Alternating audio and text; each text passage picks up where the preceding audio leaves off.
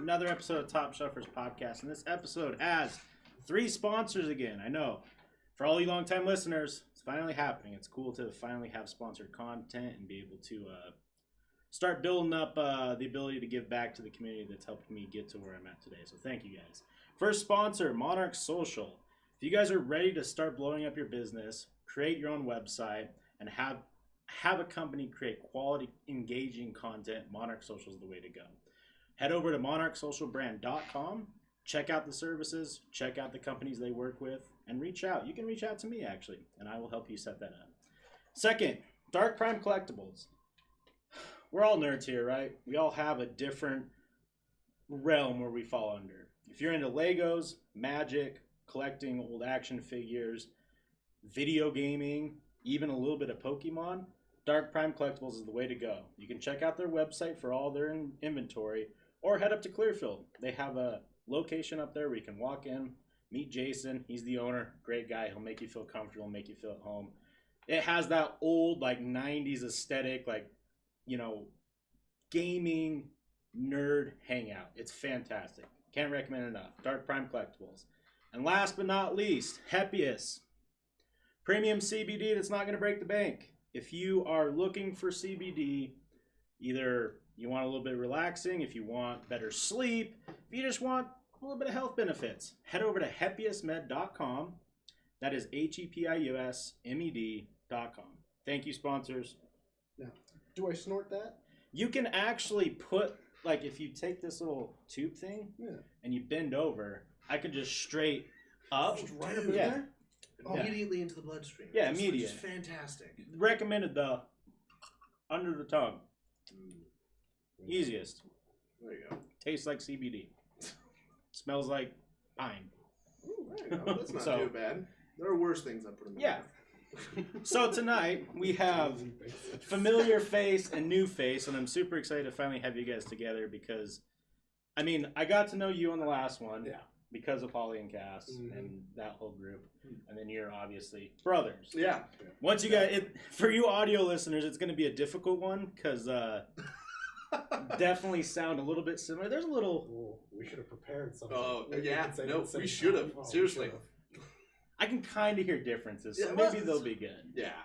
But it's Aidan and Ari. Yes. Nice to meet y'all. Now, there's a little bit of age difference, right? There it is, yeah. So you are older by 5 years. By 5 years. Mm-hmm. I always forget the year.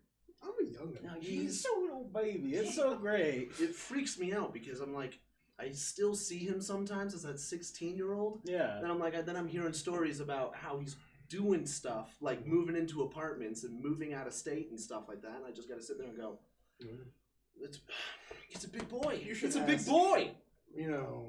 Richard. How I first met him. Who? Oh, do you know Richard? Bridger? Oh, I've never actually had the pleasure of meeting him. But boy, let me tell you how many stories I've heard of that guy. Should hear the first time anybody inside that whole friend group they ever met me. It was the first time was, wait, how old are you? And then they learn afterwards after I do some very out-of-age activities. Let's just say that. Yeah, let's keep it vague. Well, not only is he getting apartments, but, we can make it really awkward. Last episode, he came in and talked about how he finally, Yes, I got the call. Yeah. You got the call. I was the brother who got the call the next day. So I called him up. I was pretty fresh, I think. I think he came on I told you first before I told him. What? Yeah. Oh, yeah. The world heard it live. Okay. I guess blood is not thicker than water, man. I would be offended if I were you. That's fucked up. It's just I your live virginity. with Holly and It Cass. happens. So when I told them, of course, Wes figured out, and then I had to do it on the podcast. I don't remember how I figured out so quick. It must have been like a Friday, and then Holly or someone came over the next day. I just remember them being like, "Oh, I hope you weren't trying to keep that a secret," because I told Wes, and I was like, "Oh, okay." Yeah, I was like, because I always asked beforehand. I asked you beforehand, what do you really want to talk about? Yeah. Because I know for those of you who know the dick skin situation, We kept that for the end. We kept that for the end because we didn't want the whole show to be about. And I actually had a lot of compliments about you as a guest. I forgot to tell you. People were very fascinated, not only with you as a person, but a lot to do with the violin work. Mm-hmm. I don't know Oh yeah, which I just got back into it. Really? I just barely started playing again. Like, it's something That's right. that it re-interested me again. I don't know where. You finally got it out of my apartment. I've been holding on to it for him for years now. So same with my brother's cello and 2 other violins too. So now I want to get perspectives of you, since we talked to Aidan the first time. So give me a little bit about growing up, because you guys both grew up LDS, right? Yes.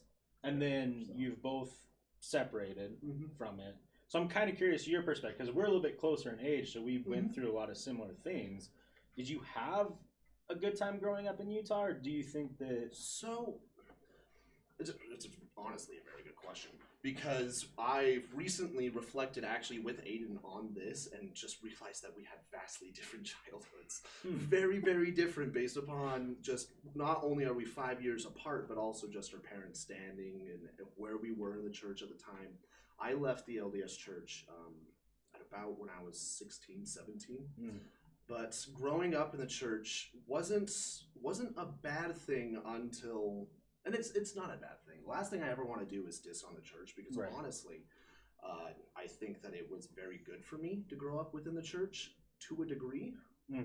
But the LDS faith inside Utah is vastly different from everywhere else. So, because you even got the Jack Mormons that are out of Utah. Yeah. You have the Mormons that will smoke and drink. The Mormons that. It's such a...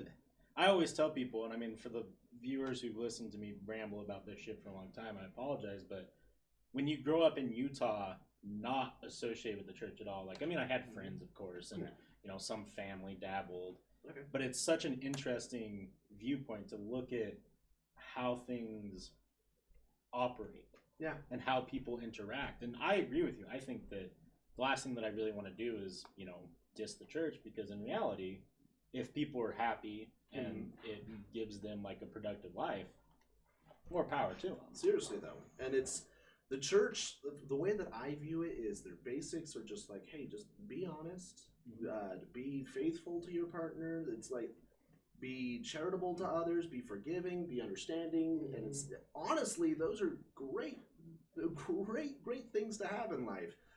But it's hard to grow up in the church when you are also aware of what the church is like outside of Utah, because then it's in Utah, we call it the Mormon bubble, because it's just toxic as hell sometimes. And if you don't get that perspective of even traveling to a different state just for a vacation, vacations can be eye-opening. Yeah. If you don't have that perspective, you really do get super blinded by the fact that the world doesn't revolve around certain thoughts. Especially traveling for longer than a week. So Sunday comes up and your family goes to church outside of where you normally do. You'll meet a whole bunch of different types of Mormons. And then you're like, wait, but they all believe in the same thing. Why do they? Yeah. Why do they look like they're having more fun? They're showing up in Hawaiian shirts and they're offering me wine at dinner. Don't they know that that's a sin? No. It's totally different there. Utah is so much more of a image, sadly enough, than everywhere else. You have to be perceived as the perfect Mormon to be Mormon, when anybody can be LDS. Right. In all honesty. Which is kind of a bummer, because I think that's what's leading to this.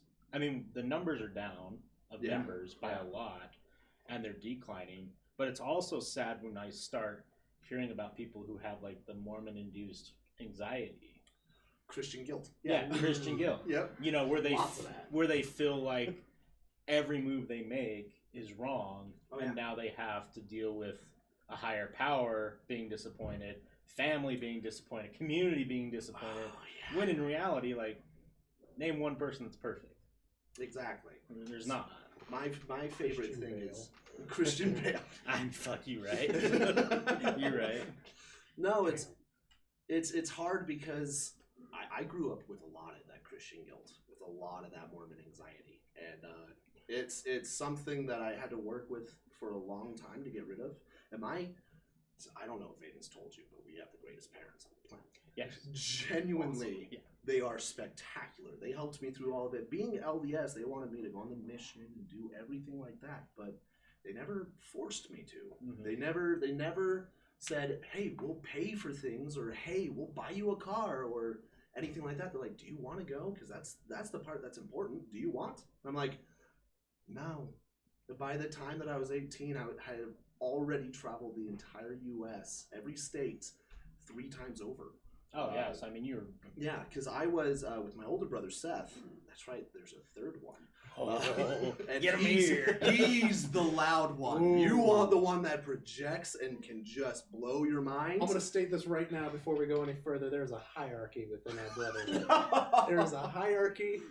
And the viewers might notice it now that they've seen me alone, and now they're going to see me and Ari together, is whenever there's an older brother there, the older brother gets to talk. The younger brother shut up. Well, It's weird, but there's it's true. There's some truth to that, of course, and of course that's mostly just from like childhood and upbringing. Yeah. I was actually, you and I were the quieter ones amongst the family for a long time. Yeah. I was throughout my entire childhood, and then Seth forced it out of I me. wasn't quiet. I was annoying. And then I worked that into being funny later. You were quiet, then you were annoying, Yeah. and then the annoying was you. I like to view it as like you're a comedian. You threw enough really bad jokes to know which jokes landed. Yeah. And just knew, hey, no, okay, I won't talk about that, or that joke is not funny at all. 9/11 still too soon. Still too soon. Still Yeah. too soon. I'd say Yeah. now. Made a Colorado shooting joke the other day. And yeah, it was just immediately, it was like, too soon? Not soon enough? Not soon enough. Now, I definitely lean towards the fact that there's no such thing as too soon, and that does get me in trouble a lot. Yeah. One of my favorite comedians, well, I don't know if he does anything anymore, was Jesselneck. Oh, okay. And I don't know if you guys have dabbled in him, but his whole entire ideology is we're just going to offend a lot.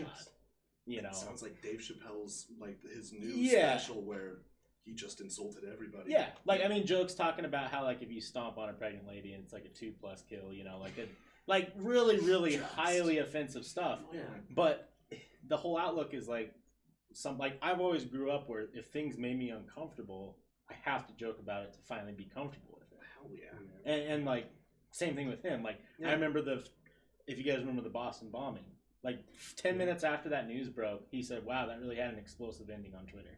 Oof. Like, you know, like just immediately into it. Yeah. Hey, wow. And we do have live chat. Still City, thank you for the sub, my guy. Hope you're doing okay. Hey, y'all. It's I definitely though. I think that tasteless jokes and Humor is relative. and humor's healing. I Yeah, don't care what I anyone 100% says. agree. I think that, in all honesty, the moment that you start saying that something's not funny because of the severity of the topic, I have choice words to call you that I probably shouldn't on stream. Yeah. But on top of that, it's just you're taking it too seriously. I feel You have to be able to take everything with a little grain of salt of some humor to it. Now, I do believe humor is healing, but I also do believe it can be one of like the most self-destructive crutches. sure. Because a lot of people would turn to a lot of things, but humor's kind of one of those ones that you can instantly do. Like, Yeah. it's always there. Other people turn to drugs. Sometimes you don't have drugs. Yeah. But no matter what, you can pretty much just let out a joke. Yeah. I do think too that it worries me about our generation and the younger generation where everything is hyper offensive. And that's a whole discussion on its own, but yeah. I'm super worried that there's going to be this group, like these kids who grow up and comedy just doesn't exist for them. No. Because everything has to be serious. Everything is, nailed down. Like we can't joke about that. Like we can't say those things. And don't get me wrong, like I like to be PC and I don't like to disrespect people. No. But if you can't take a joke. I mean, if comedy can't be comedy anymore, I mean that's super scary to me. If you can't take a joke, don't go to the comedy club. Yeah. I hate people who go to like comedy places and then get offended. It's like, what did you expect? Man, I have a whole story about that. Oh, you know what? Let me turn on. Keep talking. Yeah, no problem. You might want to just go straight into that story. Do I That's really? A good one. Yeah, That's yeah. Really Are we okay with dipping away from this Mormon conversation? Because yes, please. I'm gonna okay. turn on light. What colors do you guys like? Blue looks good on my skin. Okay, don't look right in it. Okay. There we go. Anyways, no. So my brother and I, you know about the violins. You know about everything like that. Yes. Our last name is Prier. We have family inside the violin making business and everything like that. We have extended family still inside of it, and even our father, he's an architier, which means he's a bow maker.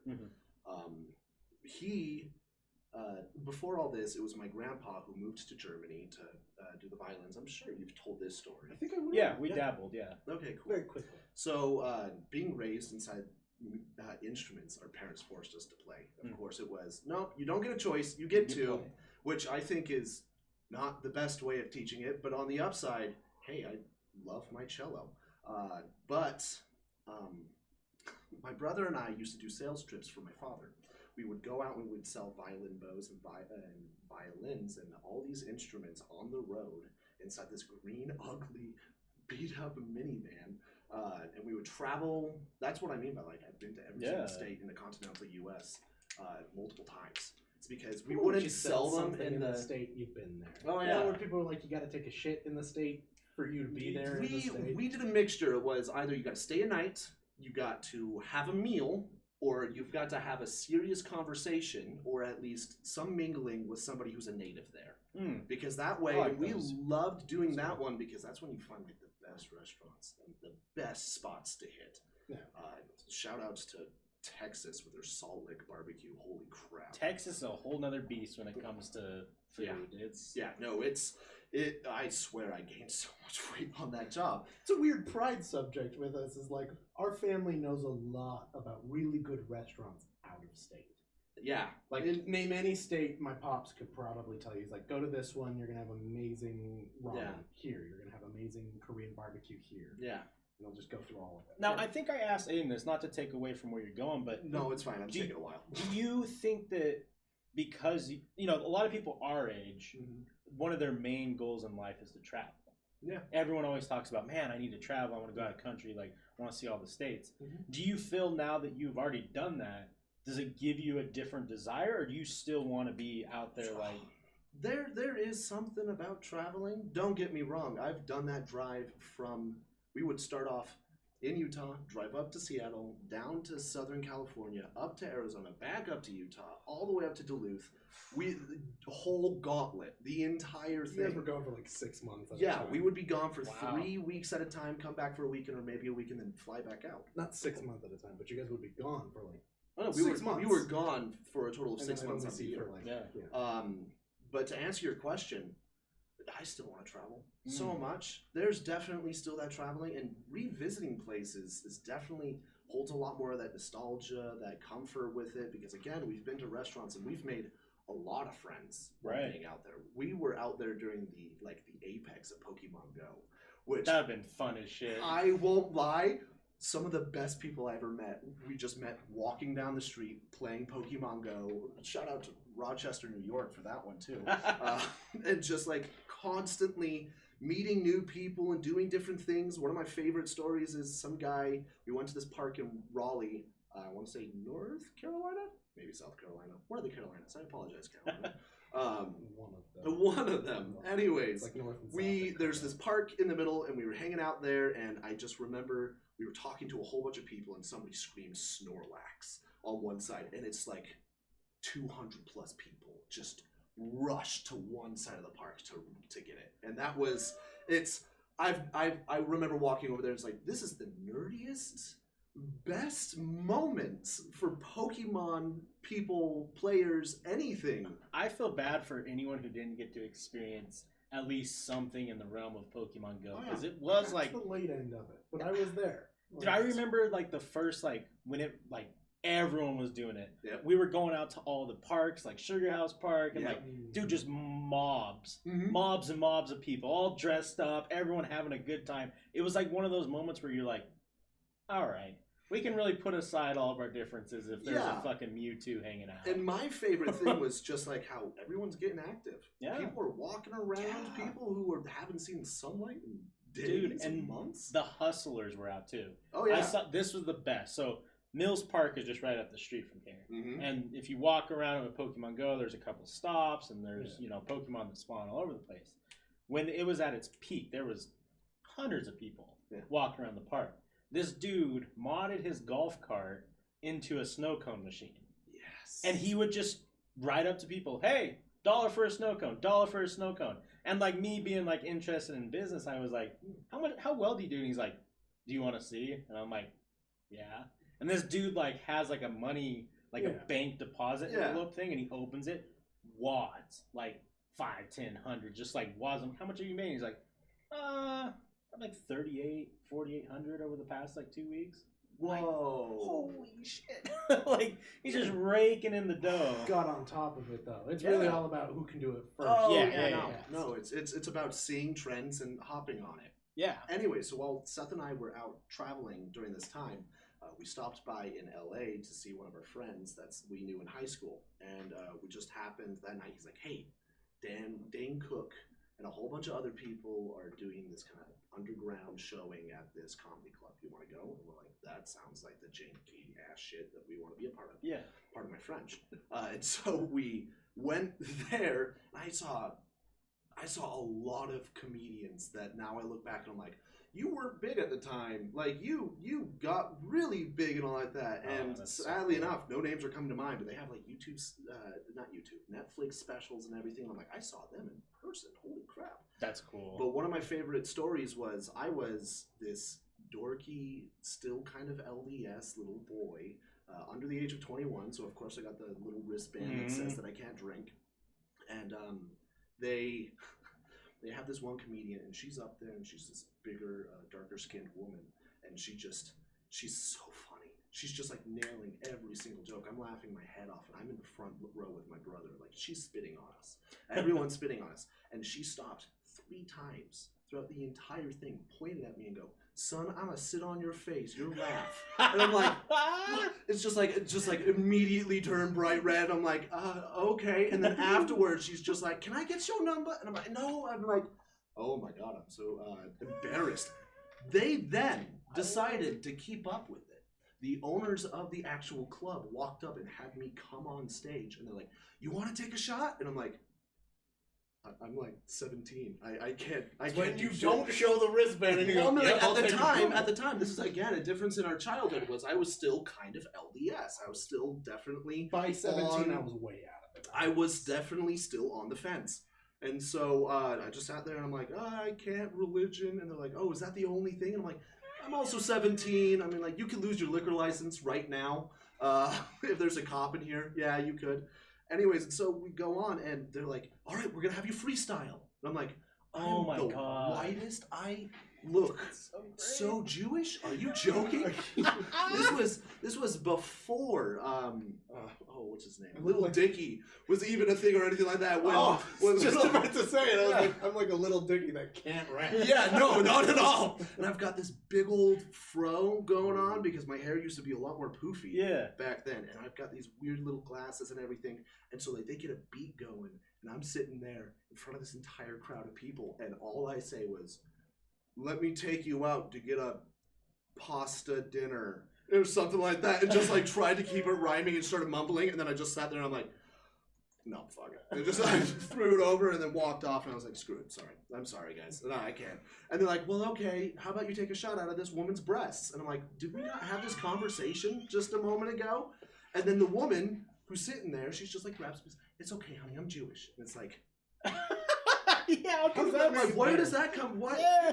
Okay, yeah, no, I did bring up religion. You're right. Okay, fine. Okay, did you take a shot? No, come on, dude. It was in public, and they legitimately could lose their liquor license for serving a minor. I don't care about their liquor license. So, okay, I'm curious about this. So when did you start traveling to do like sales? At about the age of 15. Yeah. Do you think that traveling and seeing the world may have led to you leaving the church because you became more cultured and saw more perspectives? I definitely do.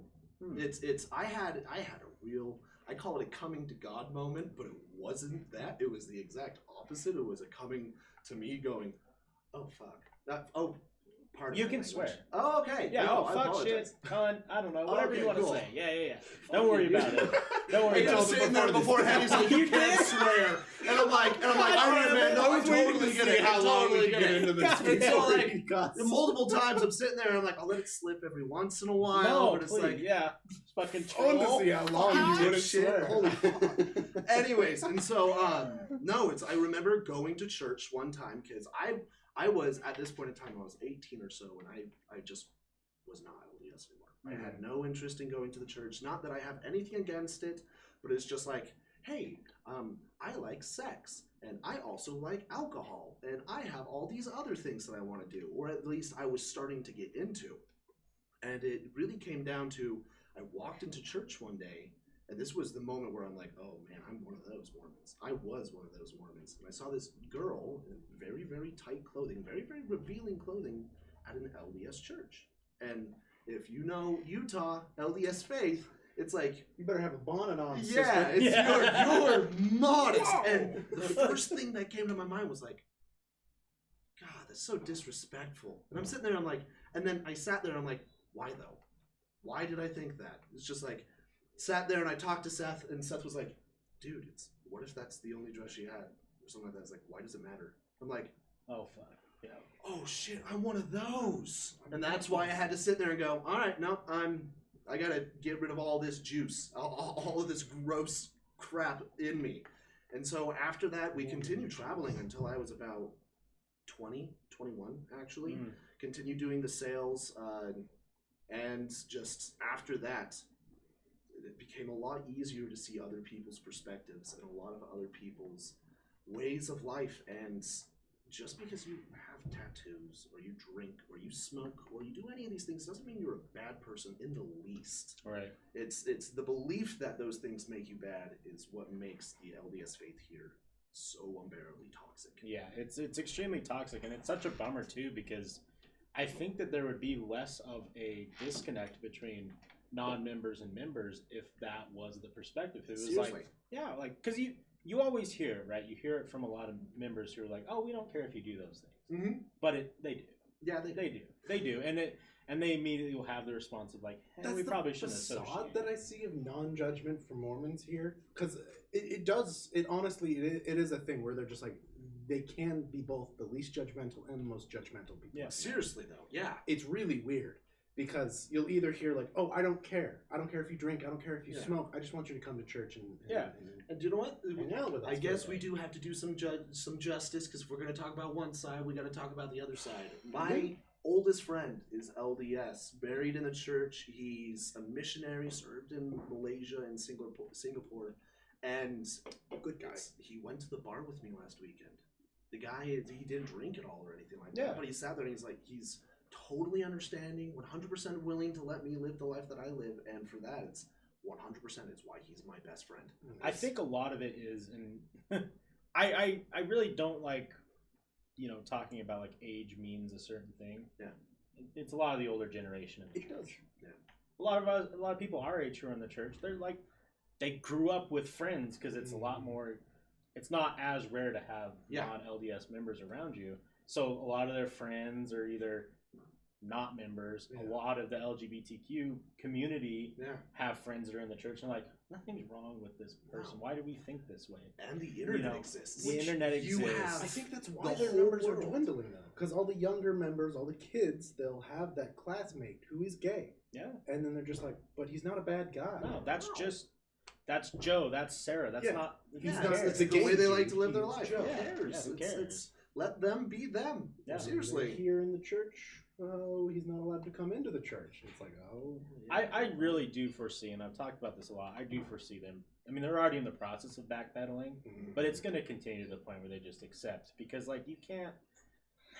It's hard, and my only problem with that is, so, like, for a great portion of my childhood, I believed strongly in the gospel. Yeah. And so now that I have this entire background, or at least knowledge of it, I sit there and I reflect on it. It's like, they always said that it's a sin, and Yeah. it will always be a sin, and that God is the same God throughout all of time. So if the church comes out and says, hey, no, it's actually not a sin anymore, or hey, no, you can do these things, it's totally okay, it's like, where who decided? Yeah, it's Who the decided message. that? Yeah. It's the message from God. I mean, that, you know, I think one of the things that I learned at an early age where I was like, ooh, yikes, was, you know, the African Americans in priesthood. I mean, that 80s. that was the 80s before they were like, yeah, I guess that's okay. We can go back even farther. Imagine being Catholic when Copernicus comes out saying, you know what, the Earth is not the center of the universe. And he got murdered. He got killed. He legitimately got killed. And then imagine the church backpedaling on that, saying, oops, we messed up. I like to think that conversation happened like he told like some like guy who's like, no. And he's like, listen here, you son of a bitch. How dare you? You know, he just loses his shit. Freaks out. He's like, no, I'm not trying, like, we're just not the sinner. And he's like, this has got nothing to do with religion. This is listen here, brother. astronomical bodies. I'm going to the government. Go Eagles says, dude in the green looks like Chris Pontius. Say it again. Go Eagles in the chat says, dude in the green looks like Chris Pontius. Who's Chris Pontius? Jackass. Oh. Yeah, a little bit. Cool. That's a compliment. Okay, I'll take it. I saw in the chat this dude saying Aidan, Ari, he asked if the third brother's name was Aaron. Oh, no. We do have a story, though, where everyone in the family did have an A name at a certain point other than our oldest brother, Seth. Even then, they contemplated naming him Asher because they wanted everybody to have an A name. Okay. And then my mom was like, that's a bad idea. That's such a Utah thing. Asher, we can't do that. No. That's a tough name to dabble in. And Asher, I mean, like, they've already got an Ari. Just trust me. Childhood was interesting with that. They thought name. they were completely original with Aidan, which surprised me. They thought they were completely original with the variants of that name: Aidan, Jaden, Caden, Braden, Hayden. I met a Taden. Tatum. Utah has some of the weirdest names. Right? Some of the weirdest names. What sucks the most is they can be totally normal names, but they have to feel so unique with it that it's spelled. It's like Madeline with 3 Y's. It's like, where's the third? The 45 different ways to spell Caitlin in Utah. Oh my god! No. Yeah, 45, and I've seen. And they're all offended that you spell it the other way, right? And I'm sitting there, I'm like, I can't keep up with this. I'm like, get over it. There's 4 L's in this Caitlin's name. I don't even know where the first one is. What's up, Iron Chef? And then Salty Frank says, I made my Sunday school teacher mad as a child, asking if Adam and Eve had belly buttons. There were times where I'd ask my Sunday school teachers hard questions like that, and that's really where my personal beliefs started, crumbling, was when I was asking, like, oh, what if God drank wine? That is in the Bible. Well, Jesus, Jesus drank wine. No. Jesus. So why is... No, you're right on the money with it. It's Jesus drank wine, so why is it a sin in the LDS faith if Jesus, a perfect personage, a person who never sinned, drank wine, drank alcohol? Why is it conceived as the a only sin? reasoning I ever heard for it, and as a kid, I instantly called bullshit on it, was, oh, the wine back then wasn't alcoholic. And I was like, bullshit! We've been making alcohol since day one. There's a huge belief that it's legitimately alcohol is what drove us into civilization. Psychedelics and alcohol. Yeah. Man, I truly believe in that. I genuinely actually do believe in that as well. But there's a lot of questions that I asked, and I mean, like, my family has received a lot of hate. From the LDS faith, because my mom would actively question people. Like, she would go up in front of the congregation of all the women or at the teachers and everything. She'd ask these questions, and they would ask her to leave. Wow. And by ask, I mean, like, you don't belong here. Passively, aggressively, like, verbally assault her. It was awful. That's what led my mom to leave the church. Yeah, that's one thing that I never understood. And I mean, I understand it from, like, my mind, like a business standpoint of like keeping members in to make money. You're told not to research. You're told not to go on the internet and look stuff up. You're told not to ask too many questions. Yep. And growing up in a household where it was like, ask whatever you want whenever you want, I was confused when I would ask, like, when I started coming to my own and understanding, like, what religion was, and of course I was like, well, why am I not doing that? And then I would talk to people and be like, oh, okay, well, can you explain this? And I'm like, can't talk about that. And I'm like, but or Why? they just simply don't have an answer. Yeah. And it's like, oh, cool. Well, do you want to look it up? And be like, no. And I'm fine. Like, I mean, I'm sure there's plenty of LDS members who could tell you every nook and cranny. Oh, but 100%. at the same time, like, and it sucks because it turns into like defensive conversations when you start asking questions. When in reality, it's more curiosity. Most of them who can do that are ex-Mormons, because ex-missionaries. Oh, yes. Because that's kind of a missionary's job, is to go out and have people ask that hard-hitting question and for them to explain it through the Book of Mormon. I won't lie, I've always had a respect for missionaries. I actually have sister I ask the missionaries if they want a meal, they can always come over, and I've had the sister missionaries and the other missionaries come over, have drinks, non-alcoholic of course. Yeah. But it's just like, I've had them over, I've sat them down, and they've given their message. And when I sit there, I'm like, hey, just make it a really ambiguous, vague message. And they'll be like, try to be charitable. And I'm like, cool, awesome. Thanks. No, I can do that. But and the reason is because it's a hard job. Yeah.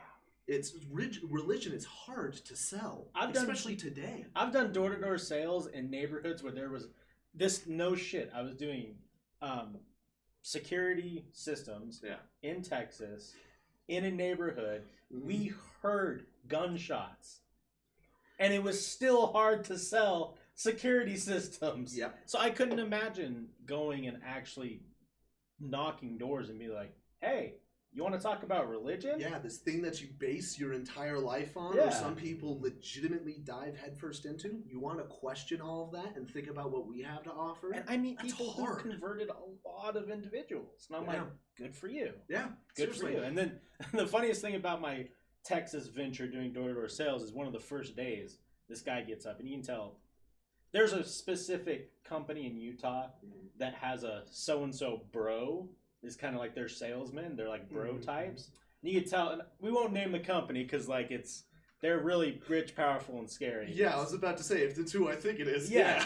And he gets up and he looks like the most Chad alpha, quietly cuck guy that I've ever seen in my life. And he's all like, What's up, bro? but he was really good. What's up, bro? He killed it in the sales, but he stood up and he's like, all right, how many of you are return missionaries? Yeah. And like 5 or 6 kids kind of like. Yeah. And they're like, y'all are going to do great. I'm not going to have to teach you anything. Just go sell. Yep. Yep, pretty much. And they're like, what? And then like 2 weeks in, these kids are like, I got 2 sales today. I got 3 sales. And I'm like, you fuckers. You pieces of peas. It's because the hardest thing, and sales has always been the same, at least the sales for me, has always been bridging that gap between what you need, what I can offer, and then building a relationship upon that. Yeah. Just a friendship is what most people are actually looking for. So when I used to manage the violin shop for a little while, and that was the best sales job on the planet. I used to sell cars. I used to sell security systems. I used to sell solar panels. I used to sell a lot of things. And violins, things that range up to multi-millions. It's we had some really high name 6-digit stuff there. I can't give more information than that on the internet, but it's like they were not as difficult to sell because one, you're working with people's passions. A person walks in and they're a professional, they're a college student, they're a high schooler going into college, and they're looking for an upgrade, and it's like, all right, what you're looking for is a $10,000 instrument. You genuinely are, and then we're going to spend $2,000 on the bow, and then about $1,000 on all the other stuff.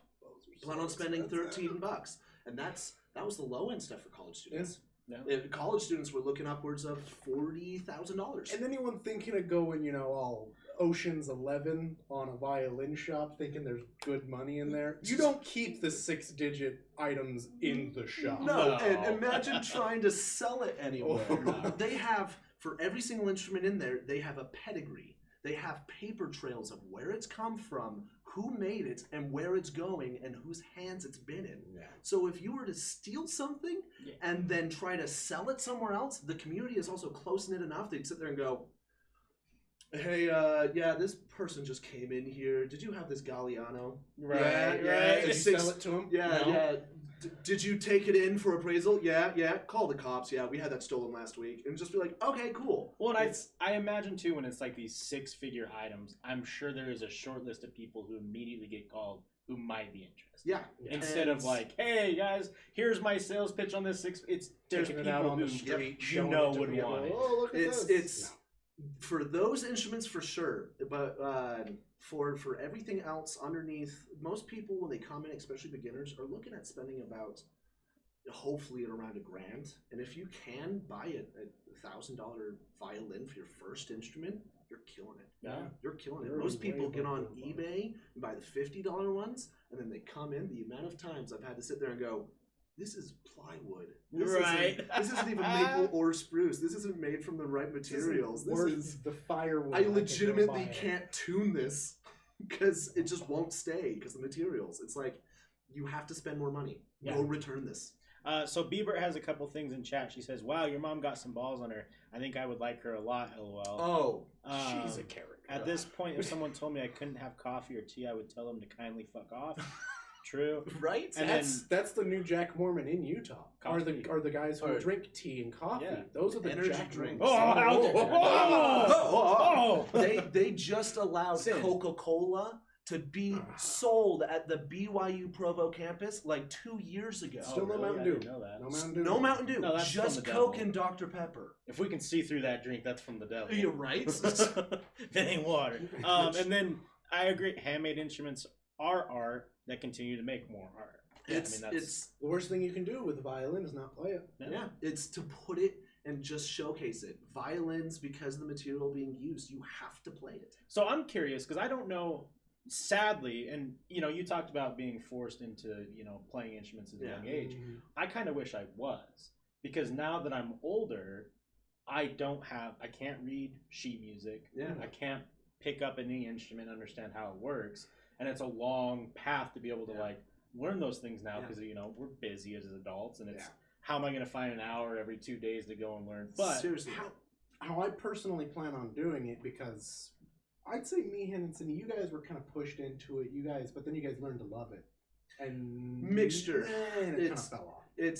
We hated it. Yeah. Me and my two other siblings that are around my age, we hated doing our instruments.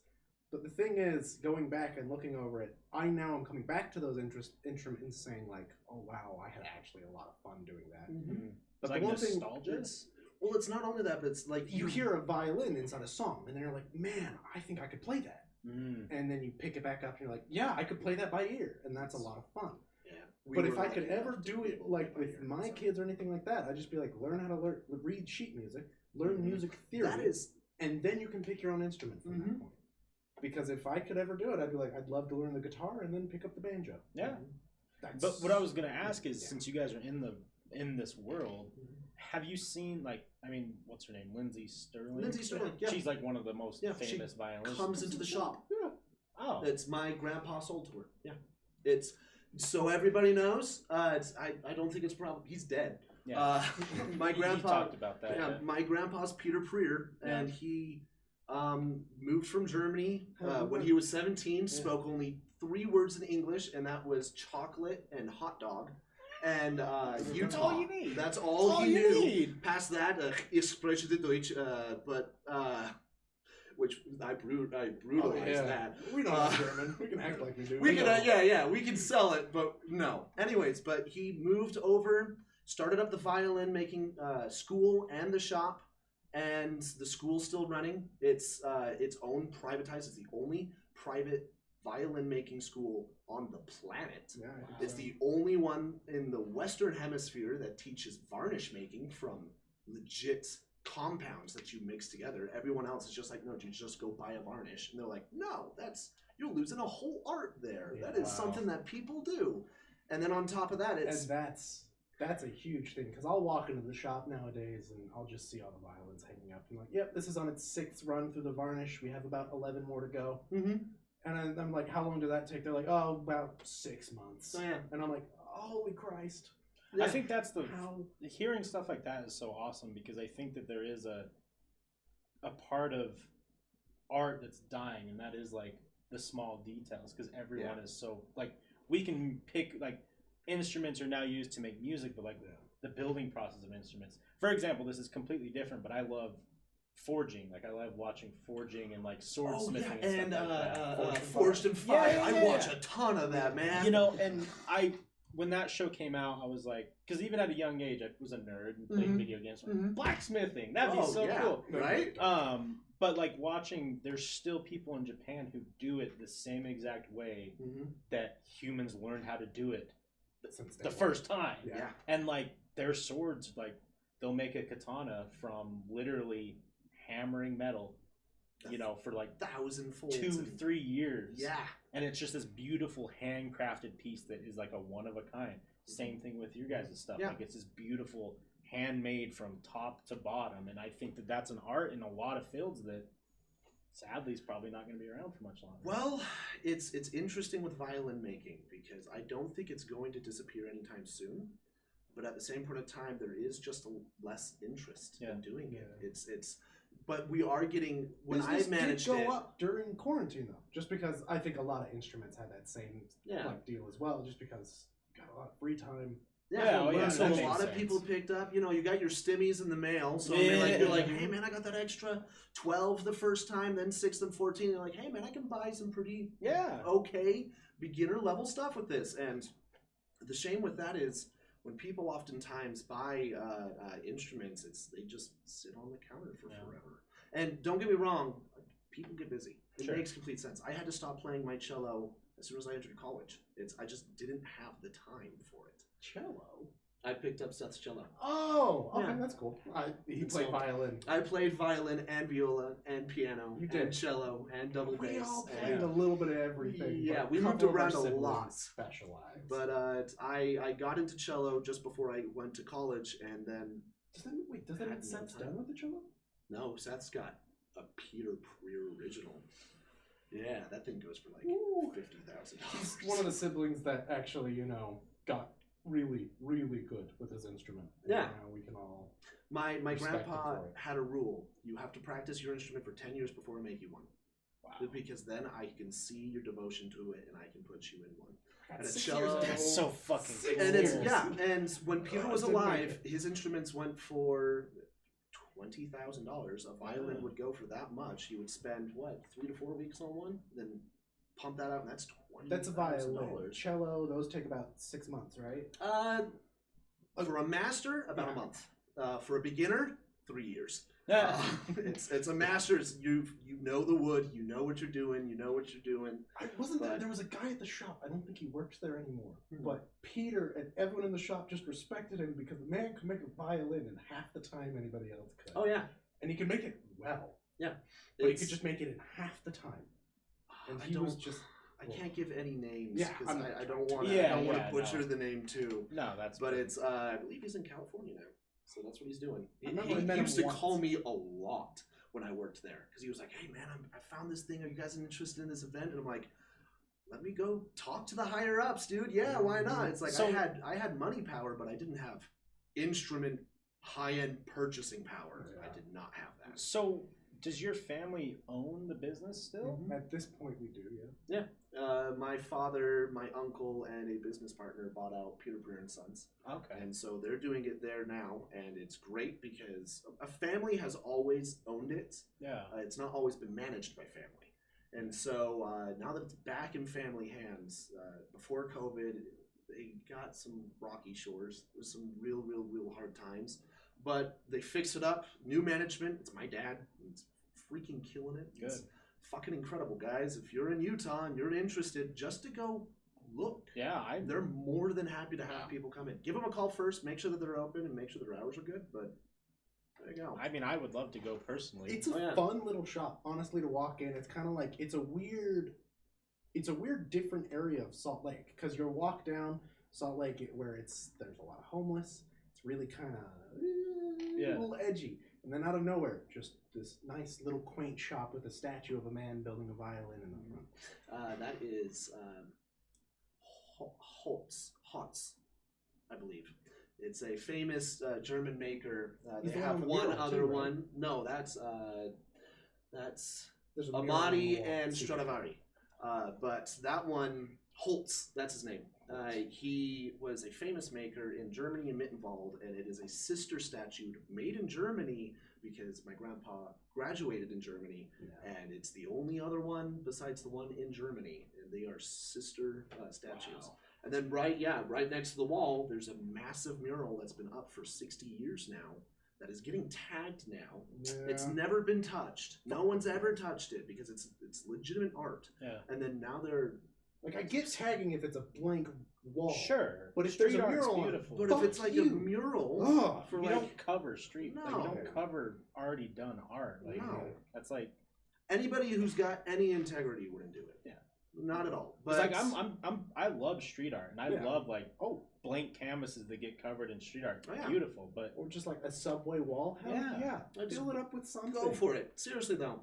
But it's like for something like that's been around for 60, 70 plus years where if you go on a tour bus in Utah, they'll stop you at it to the point of where the shop has insurance on the mural.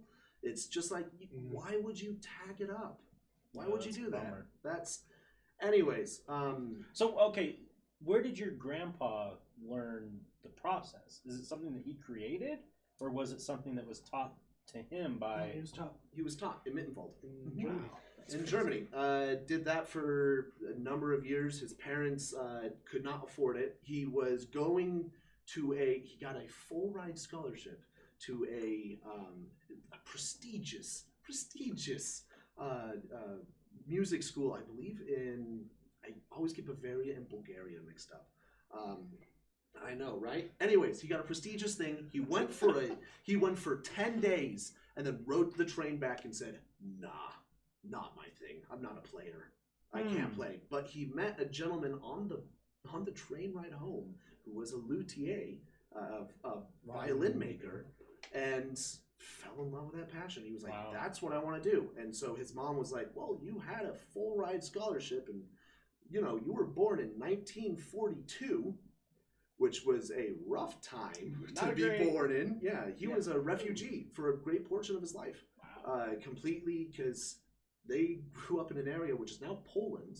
That's where the borders were. And so the Polish completely drove him and his family out of their homes. And they had to hide in villages. And on the way home, and if they were caught, because, little known fact, his father was a Nazi. He was a part of the... So was everybody at the time. And if you read any of his journals, he did not believe in it, and he was in charge of just taking care of the horses. That was his entire job. And he had like the uniform and everything like that. And so it's funny because the Thatchers have a whole bunch of Jewish blood in them, and then the other side of our family, Nazis. And so I genuinely believe in my room. What? I have the Nazi gas mask. Screw you. Yeah, because I went. When Grandma was moving out of her place, I got the stamps. I got the Hitler stamps. Grandpa Peter had a stamp collection. I now have like 3 books. Stamps ranging from 1940s. I've seen all those. Who gave you those? Grandma. She was just like, I don't want them. You want them? Okay, here you go. Man. Gave them to me, so I'm getting them appraised soon. I was gonna say you have a fucking piece of history. Yeah. No, that is really cool. Yeah. But they didn't know that. Peter didn't know that his father was dead. His whole family didn't know that his father died at war for 3 years until they found his name in a mass burial grave site. And so, it was insane. But Germany, man, it's cool to hear. I love Germany. It's cool to hear like you guys know so much about your family's history because to be honest with you, I mean we get that a lot in Utah because like genealogy and stuff, but we don't. I don't hear unique stories like this. It's not interesting when it's just like, my parents were a pioneer. I'm like, I've heard that story 500 times. It's the amount of times, again, working in the violin shop, I get told, hey, my great-great-grandmother carried this violin with her across the plains and everything like that. Can we get it appraised? And I look at it, I'm like, it's not worth the repairs. The repairs are going to be $4,000. But that's and this is a... Or like really a crack right through the cheap sound post, and at that point you're just like... just on the back. It's at that point in time, you're like, this is a cool instrument. It's the name on it is fantastic. That's it. It's a cool art piece. Yeah. It's not. We legitimately can't repair it. So do either of you have like a desire to one day be the one who runs the store? I'd love to honestly learn that trade further in. I have a bunch of other like desires. At this point, I'm honestly going to Arizona to learn to be an electrician, getting my electrician's ticket. After that, I'd love to go to Australia, learn my butcher's trade. And then after that, I'd love to go. I kind of want to be this weird. What's his name? Who's the guy who drew the Mona Lisa? Do you want to be a Renaissance man? No. It's just like Da Vinci was. You know how he kind of did a little bit of everything. He was a jack of all trades. That's a Renaissance man. That's the term for it. Yeah. I'd love to just kind of do a little bit of everything. Yeah. And so I told Dad that I was like, I'd love to come back when I was like 40. And just pick it up, just learn. He totally lets you too. Yeah, I know he would. He really genuinely would. Hey, just remember, don't let people shit on you with the quote. You know, the quote, the jack of all trades is not a master of one. Yeah. Mm-hmm. People forget that that's not the full quote. Mm-hmm. Yeah. It's like it's better than a seize master the day. of one. From Caesar or something like that. Yeah. That's not the full quote at all. We He really goes farther into it about how it's the complete opposite. And he's like, unless this or there's this or this, Yeah. it's completely different. Or my least favorite one that people love to quote is curiosity killed the cat. But I think it's persistence brought it back. Yeah. Yep. People like to really just take those little nice parts of the quotes. Yeah, right? It's frustrating. It's almost as if, finding small things and choosing and picking things and making it their truths. And Weird. It's as if we live in a community of that. Like Abraham Lincoln once said, "Don't believe everything you see on the internet." Yeah. Yeah, exactly. At the Gettysburg. At the Gettysburg Address. Yes. Afterwards. Fought scored 7 years ago. Oh, fuck. Sorry, I typed this one out wrong. On my Samsung. On my Samsung. My Google Notes will not open. On my son of Samuel. No, The Song of Samuel. Samsung. So The Sound of Silence. you mentioned that you are in college, or you went to college? I went to college. Yep, up to Utah State. And what did you go for? Journalism. Oh. I wanted to be a writer. I wanted to continue traveling. So sorry for you. I wanted to do photography and all of these different things. I got into it 2016 when Trump was elected into office. And I'm not going to get into politics, as is a good salesman's rule. Yeah. But during that point of time, journalism was really, really, really horrible. It was just a bad place for me mentally. It was immediately everybody is taking a victim mindset. They're like, no, he's going to ruin the economy, he's going to do this. And don't get me wrong, I'm not Team Orange Man. Yeah. I am not that team at all. I'm also not Team Biden. I'm actually kind of an independent. Same. But I sat there, and it's just like, it would suck because we would get pulled away from the class, from the lesson every single time because someone had a question about how Trump is the devil incarnate. And I'm like, people were saying the same thing about Obama. Yeah. People are saying the same thing about Bush. People are saying the same thing about Biden. It's never ending. It's the problem with a two-party system. That's what it is. It's a machine that's not going to stop unless we change up our systems. There's a lot of work to be done. Yeah. And that's the thing is like, because I'm also independent. I've always voted independent the times that I've been able to, and I don't base my vote on if I'm affiliated or anything like that. I base my vote on who I think would be the best president. 100. You know, and I don't know if that's just like, which is the issue with the public defining themselves as a party. It's yes, you can have a party that's set up, but a separate person. You cannot be a Republican or a Democrat. You can be somebody who supports this person within a Republican or Democratic party. You cannot personally be a Republican or a Democrat. That's how I see it. Yeah, keep going. I'm gonna turn the lights on. Oh, you go right for it. Well, I mean, like, the struggle with that constantly is, and the one thing that I found was the problem with politics and the voting system was some people voted a certain, we're going to get into politics. Somebody would vote one way because they want the other person not to get into office. And I'm like, that's not why you vote. No. You vote for who you think should go in. I personally voted for Jorgensen. She's a little weird. She's right? She's a little strange. But at the same time, I'm like, I'm a little bit more libertarian. But at the same point of time, I sit there, I'm like, but I also believe that each side has their has their merits towards it. Do you know how many times I got shit on for voting for Jorgensen? Because like both sides came in, that's a throwaway vote. Yeah, it's like, the amount of times I got shit on for not voting because I said to myself, I am not educated enough on this. I do not trust my vote. so I need to back off. And people say, Man, "Fuck if you," only everyone did that. Yeah, as long as everybody could look at their own ignorance instead and of turning in it. Kanye or Harambe for Yeah. 2020. Hey, dude. Yo, Harambe had a If chance. Harambe had a chance. My He dick had a stays running. out, you know. My dick has stayed out since 2015. R.I.P. to our Lord and Savior. Oh, right. It reminds me of just my favorite joke. The God wants me to die the way he intended it in the gorilla pit of the Cincinnati Zoo. It's just, that's one that you throw that out there, and anybody who catches it, they're like, oh shit. Everybody else is just a funny joke. Yeah. But then there's the people who find the reference. Yeah. And it's like, there you go. Those are the people I want to be friends with. Right? Yeah. That's like, they like, get it. they're like, Mm. you got for Harambe? I'm like, Yeah. of course, big You're boy. sitting cross-legged and you're like, yeah. Yeah, for Always. Been that way for Long 6 live years now. Harambe. Oh, wait. Damn. That's yeah, right. And exactly when we were talking about humor, don't get me wrong. I know some people. It's like if I made a joke like that, they would get Offended. sweaty. They Yeah. they really would. And it's like, guys, Fucking business. it's a tragedy for sure. But move on. Yeah. It's time to look You at know it what? and I don't go. even judge you if you have that standpoint where everything offends you, but I just hope you can understand a lot of things are going to offend you. You better be ready to sit in your home all day and do nothing. That's the thing that scares me a lot. Even get onto the internet. Yeah, that's the thing that scares me a lot about the younger generation who are hyper offended while they're still in high school. The real world's going to eat them up. Yep. That's what surprises can me. be Is scary. how is this generation so offended all the time when we have things like 9gag and 4chan? How?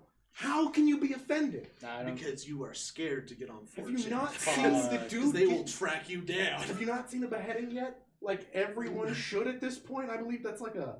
You should see that before you really go through the internet, which Bro, is the worst parts of the internet. I was on 4chan when it was like in its infancy. Oh yeah. And boy, let me tell you the things that I wish that I never had seen Yeah. Man. that we can't talk about. Were you a part of the Tumblr war? Yeah. Oh hell yeah! That's I mean, one of I my was. I favorites to never talk about. posted because I'm afraid of posting. Oh, on yeah, shit no, like I'm a that. And lurker. that shit following Yeah. you. Yeah, I just lurk because I don't want. I never wanted to be Mm-mm. associated with 4chan. I Like never. that dude who looks up your IP address or Yeah. somehow figures that out. And That then- shit gets scary, and not only that, but that's when people can start sending You like haven't seen a beheading? Come on, shit that's to your like- email. And Anthrax shit. to your house. yeah, Like serious things. life changed when they took the porn off of Tumblr.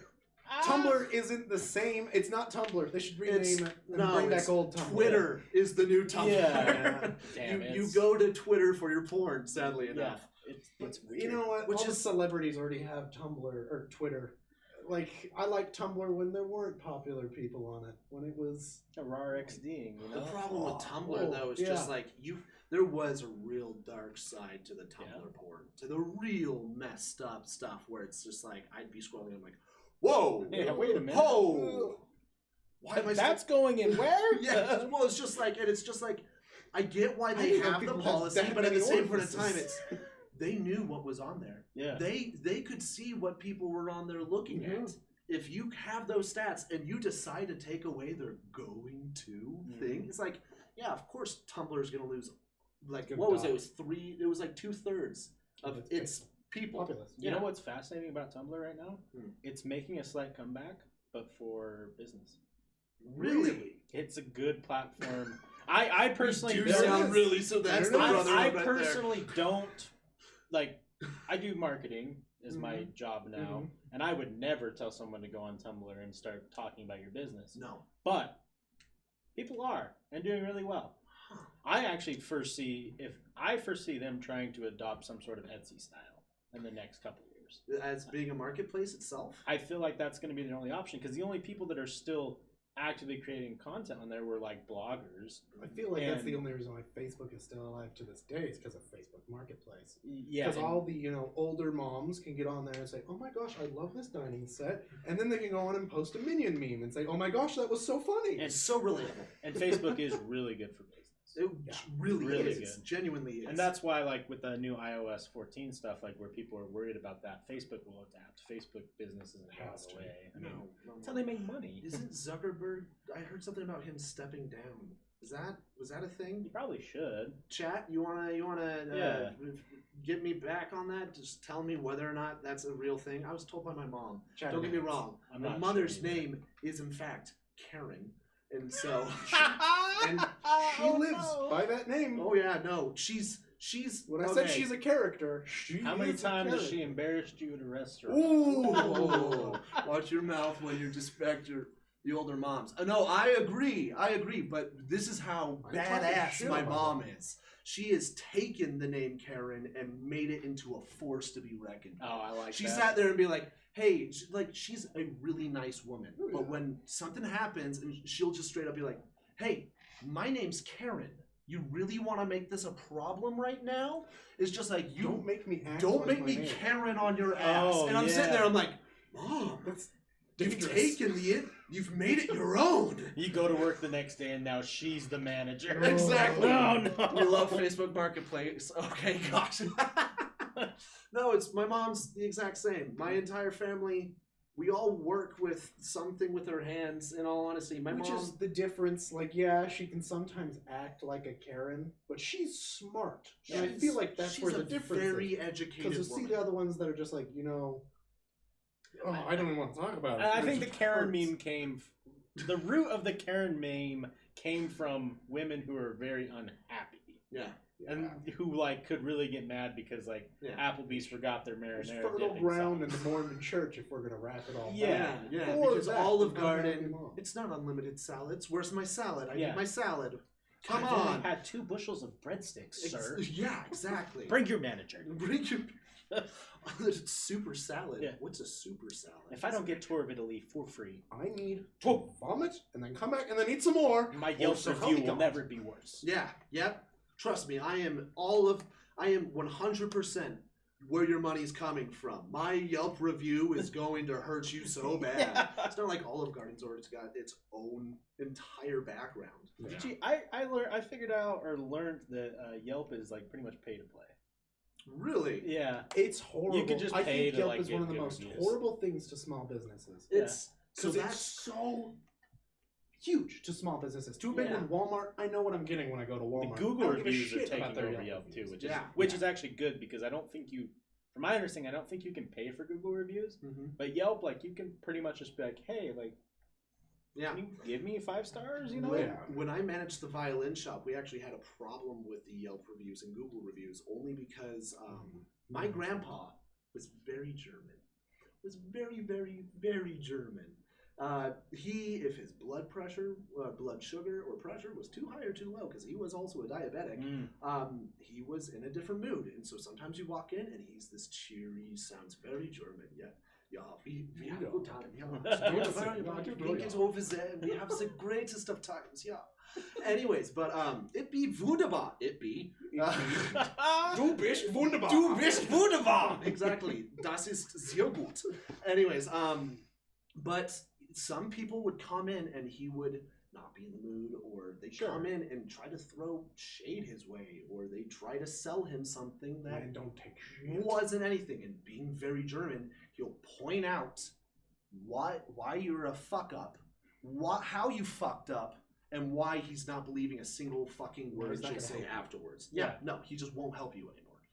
He had a reputation for doing that, and some people loved him for it, and some Yeah. people He's the person where you hated him come up for and it. say, I want to see your manager. And he's like, bitch, I am the manager. Yeah. He's He's just like- hey, nice Yeah, to meet you. Exactly. It's more like, I want to see your manager, and he's like, my name is Peter. Yeah. My name's out there. What do you want? What do you want? What do you want? What do you have to show? I love that raw reel because I really don't think that there's a lot of that with our age group. No. It should be. Yeah. I'm sorry. There should be times where a manager can tell their employee, if they ask for the manager, I trust you enough to be able to say, nope. He's told me I can handle this. Well, not only I that, feel but like that just should be a in thing. just in social settings and friends and different things like that, there's a lot of I don't know. It's hard to find the real ones, not to sound corny, but Yeah. that raw, real personality is really starting to die off, Which or is- it's looked at as super negative. Yeah, no, it's there's this shop down in Salt Lake City, delicatessen. It's Yeah. called Siegfried's, It's like, and it's some of the best German food I've had outside of Germany. I'm just going to tell y'all right now, if you ever visit Utah, I don't give a shit about any other restaurant. Go there. What is it called? Siegfried's. It's right on, 200 South and State Street? Yeah. Okay. So it's right on State Street. It's right in the middle of everything. It's right across the street from the Monaco Hotel. There's parking right next to it that's free. Yeah. Totally. As long as you get it verified and everything, you're good. Okay. Anyways, but it's, I've had friends who don't want to order food there because the people who work there are all European and all very German. They're not German, they're Polish, and I've actually met them just because Grandpa, when he did take us up there, he would make me meet them. He'd be like, shake their hands. Yes. I'm like, you're making a Reuben und your Wiener Schnitzel. Yeah, shake the hand. Anyways, and so I've had friends who were like, can you order for me? Why? Because they're mean. It's like, no. They're not mean. They're just saying back what you wanted. They're just blunt. Yeah. That's all it is. They're really, really, really nice people, actually. Olive Garden is where the families go, and for that problem, I can't take a date there. It's a little incesty, because we're all family. I saw the comment, and I had to throw it in. It's a little too incesty for me. No, that's the thing that I'm fascinated with doing eventually, is because I actually haven't been able to travel out of the country. Yeah. I've spent a lot of time in Washington State, and there are a lot of Russians in Washington State, and when you get around that culture, vastly different, but same thing, where people think that they're angry or mean, or in reality it's just tones and culture. 100%. You know, and it's sad that people can't understand.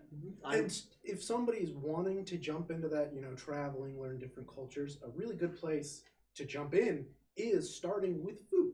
Where I go to eat, where I go to get breakfast, where I go to that's where you're going to meet people that are kind of forced to talk with you, but ones that kind of want to talk to you. Because again, if you go to Germany, don't expect a Denny's. You're not going to get that. No. You're going to get a house/cafe where they say, okay, here's all the food, fill up your plate, and then leave. And don't be surprised if you ask for a condiment and they're like, what the hell is ranch? Fry sauce? What Fuck the fuck? you. Yeah, well, I mean, like, that's also outside of Utah. I saw this funniest thing where it was like Utahns when Stimmy hits, and then it's a picture of this ginormous ranch bottle that's filling up a pool tub. Yes! Yes. No, but I mean, like, it's 100% you get there, and the way that they eat their food and everything, the first big thing, not even the big thing, but the first thing to me that I was like, I have to clarify, was sparkling water versus still water in Europe. It's like, oh, your ass. I have to clarify when I ask for water, sparkling or still water. And they're like, well, we bring you sparkling, and I try sparkling, and I'm like, this is disgusting. Yeah. This is awful. Yeah. Some people love it, so. I hate it. Yeah, I'm not a fan either. I've met someone who just sparkling water, everything. I'm like, I can't do that. Interesting. It tastes like, I don't know, hatred and Yeah. bleach. Yeah, hate. Hatred and bleach. Pain. Well, Lots the of thing is, pain. it tastes like tonic water to me because I was scarred as a child to drink tonic water, thinking it was sparkling water. Right. And then I had friends where they drank it and they're like, wow, that's really good Sprite. And I'm like, what? You get flavor from that? Yeah. What the hell? Which is why I thought you'd enjoy it, because you enjoy the more bitter shit. Shut up. Red wine? Grapefruit juice. He's Okay, that person okay. who enjoyed it even as a kid, and I was the one that learned after Legitimately drinking. have a cigar on me. Yeah. Oh, I respect that. Yeah. It's something that you either enjoyed as a kid or you don't, and then you learn as an adult how good it is. Yeah. Because I can go back now and I drink tonic water. Still, I'm like, not my thing, but I can see why people enjoy it. Mm-hmm. You mix it with drinks. Come on, a good Moscow Mule with some sparkling water topped off. Delicious. Tasty. Super good. But again, back to the whole culture thing. Like, if you're wanting to learn, that's kind of a great place to start. Is just food. Because it's something everyone can relate on. It's not going to a church. It's not going to a place of business. Because there will be a culture difference, but there's going to be a mean one and a different one.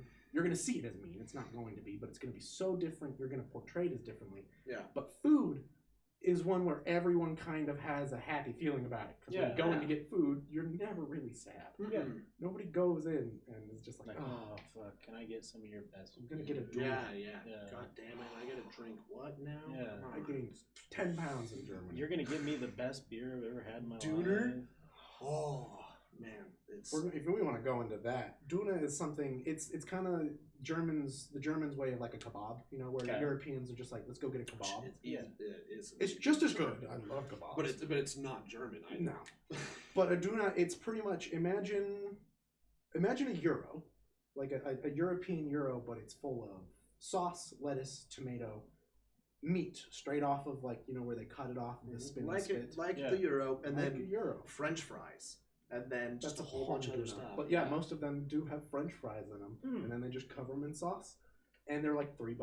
And it's the food you get when you're leaving the bar or the pub, wandering home drunk, and you're like, I need something greasy and delicious. Yeah, this gotta level me out. $2 to $3, and it's incredible. Holy crap, and it's will good. Fill you up. But the amount of times my brother-in-law, who went on his mission to Germany, I think he went to Berlin specifically, right? Mm-hmm.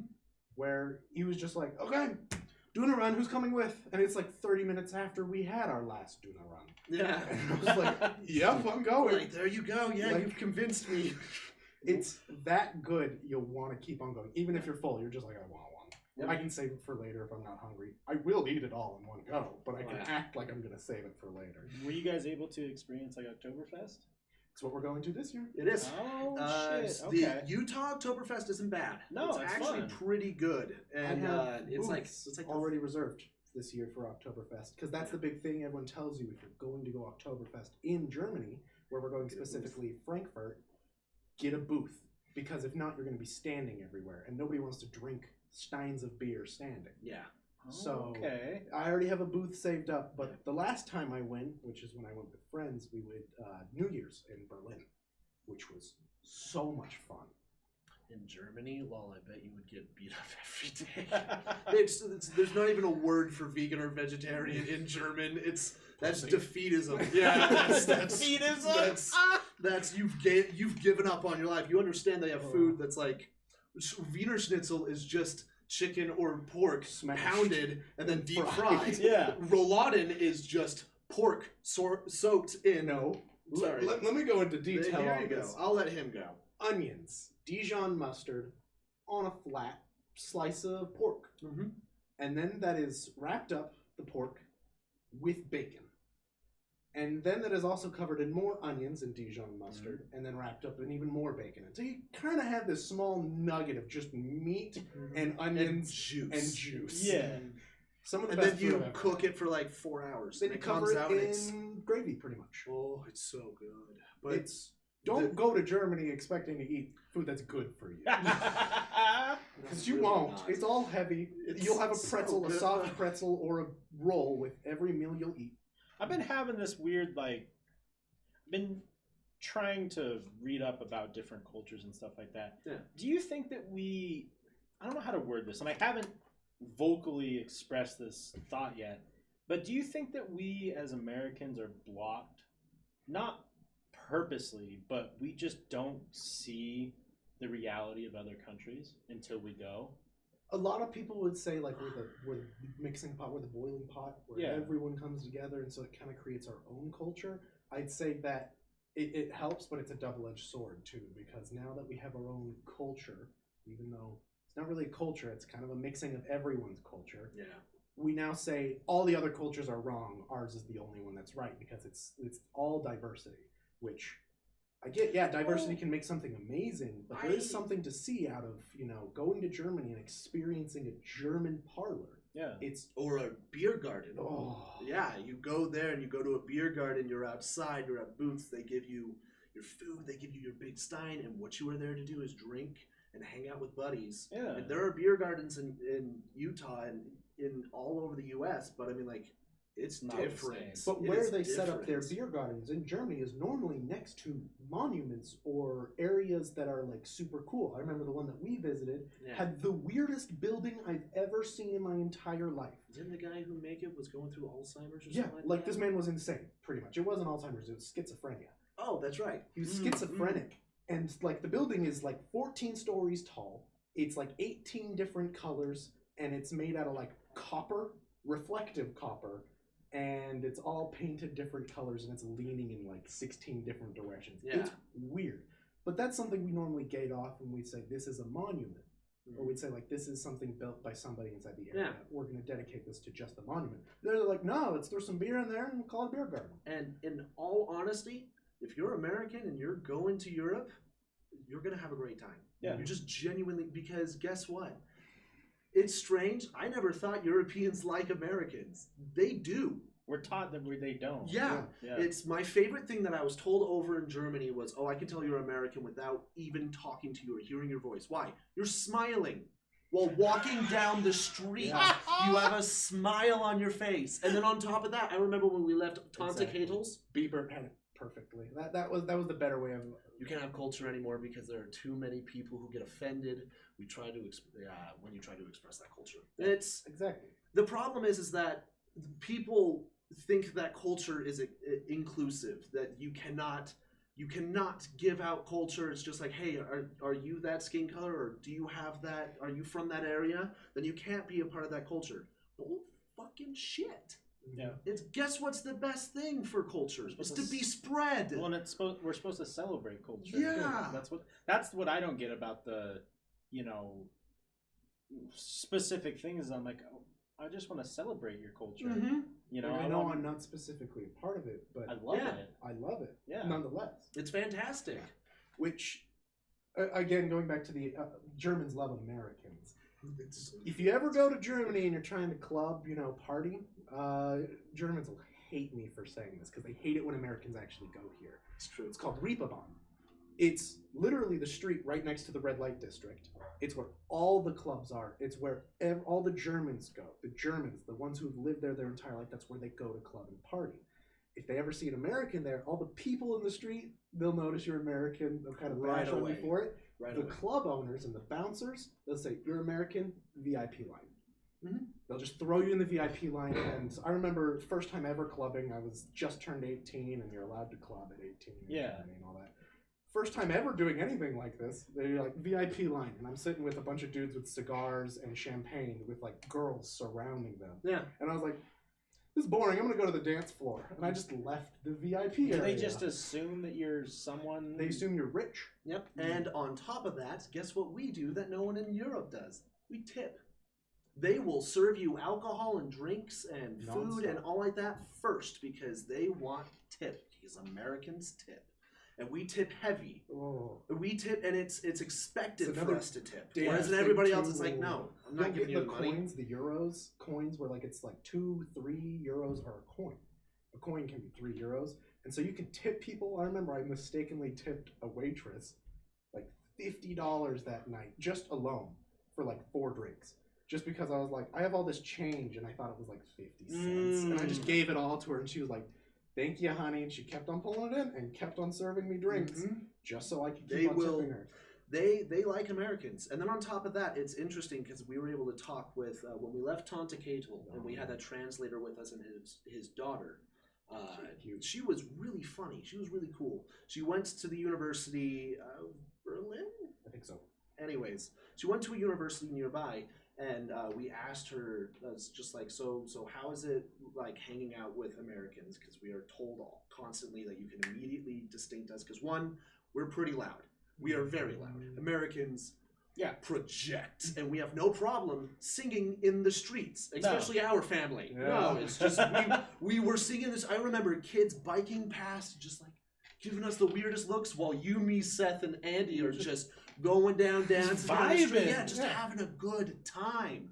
And it's just like they're like, why are you so hot? Why are you so happy?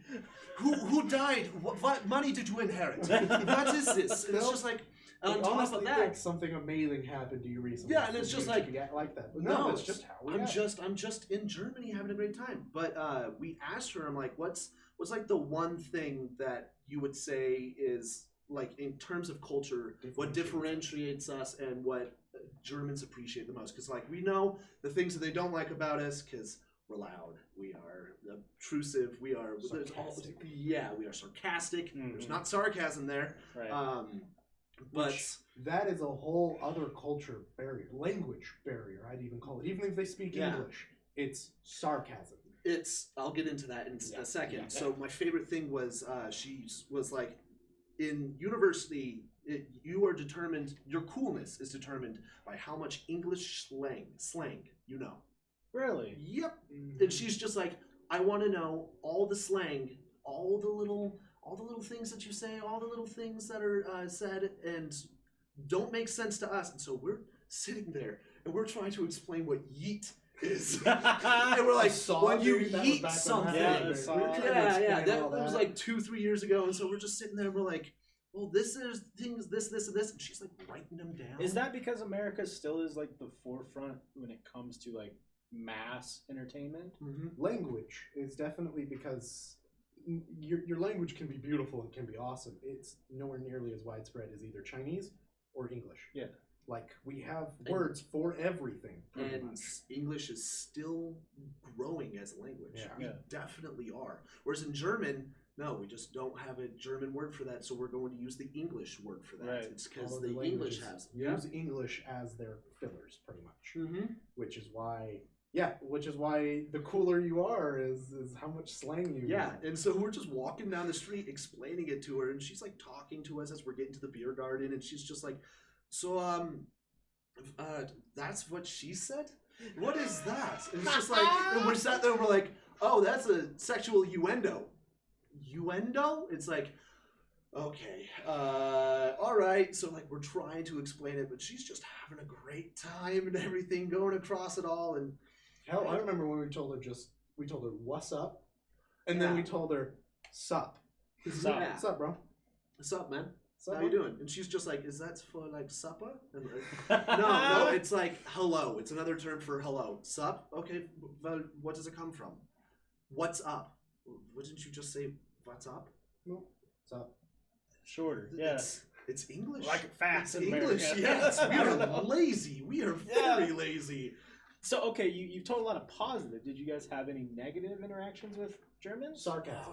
The sarcasm. They get really uncomfortable around sarcasm because they always think you're very serious, and all the time with sarcasm, it's meant to be like joking, like a joking, like I didn't actually mean that, but they'll think like, oh, okay, this guy's a piece of garbage for saying that. They'll instantly go there, and that's where they'll have that negative thought. Because I remember we were talking with her, and multiple times she'd go quiet. Yeah, and she wouldn't understand what we were saying, and we're like, sarcasm. And she's like, oh, I was told about this and all like that. She's like, she watches a lot of YouTube, American YouTube, because she's like, she really likes the Marvel movies and everything like that. And America has a lot of entertainment. Yeah, and we are the entertainment hub of the world. That's what I was saying. Yeah, and so she's like, I love your guys' movies and everything. I could go on with a German accent, but I swear I'm butchering it. But we would bring that up, and we're like, oh yeah, you totally want to use that line in public, and it's just like. She was like, you do? It's like, it's part. I slip into that accent. It's way too hard, way too easily. But you'll have to tell her just like, no, I am saying this with sarcasm, and then you say it. Yeah. You kind of have to just preface it. It's like Reddit in real life. Yeah, / S or whatever. We're like, afterwards, we're like, whenever I wink, sarcasm. The sarcasm, take it as a joke. It's a joke. Yeah, because I believe Peter's favorite joke was like, the apple fell off the table, but in German it means something completely different. And so we would ask him, it's like, what's your favorite joke? He's like, yes. One time you put an apple on the table, and then it fell off.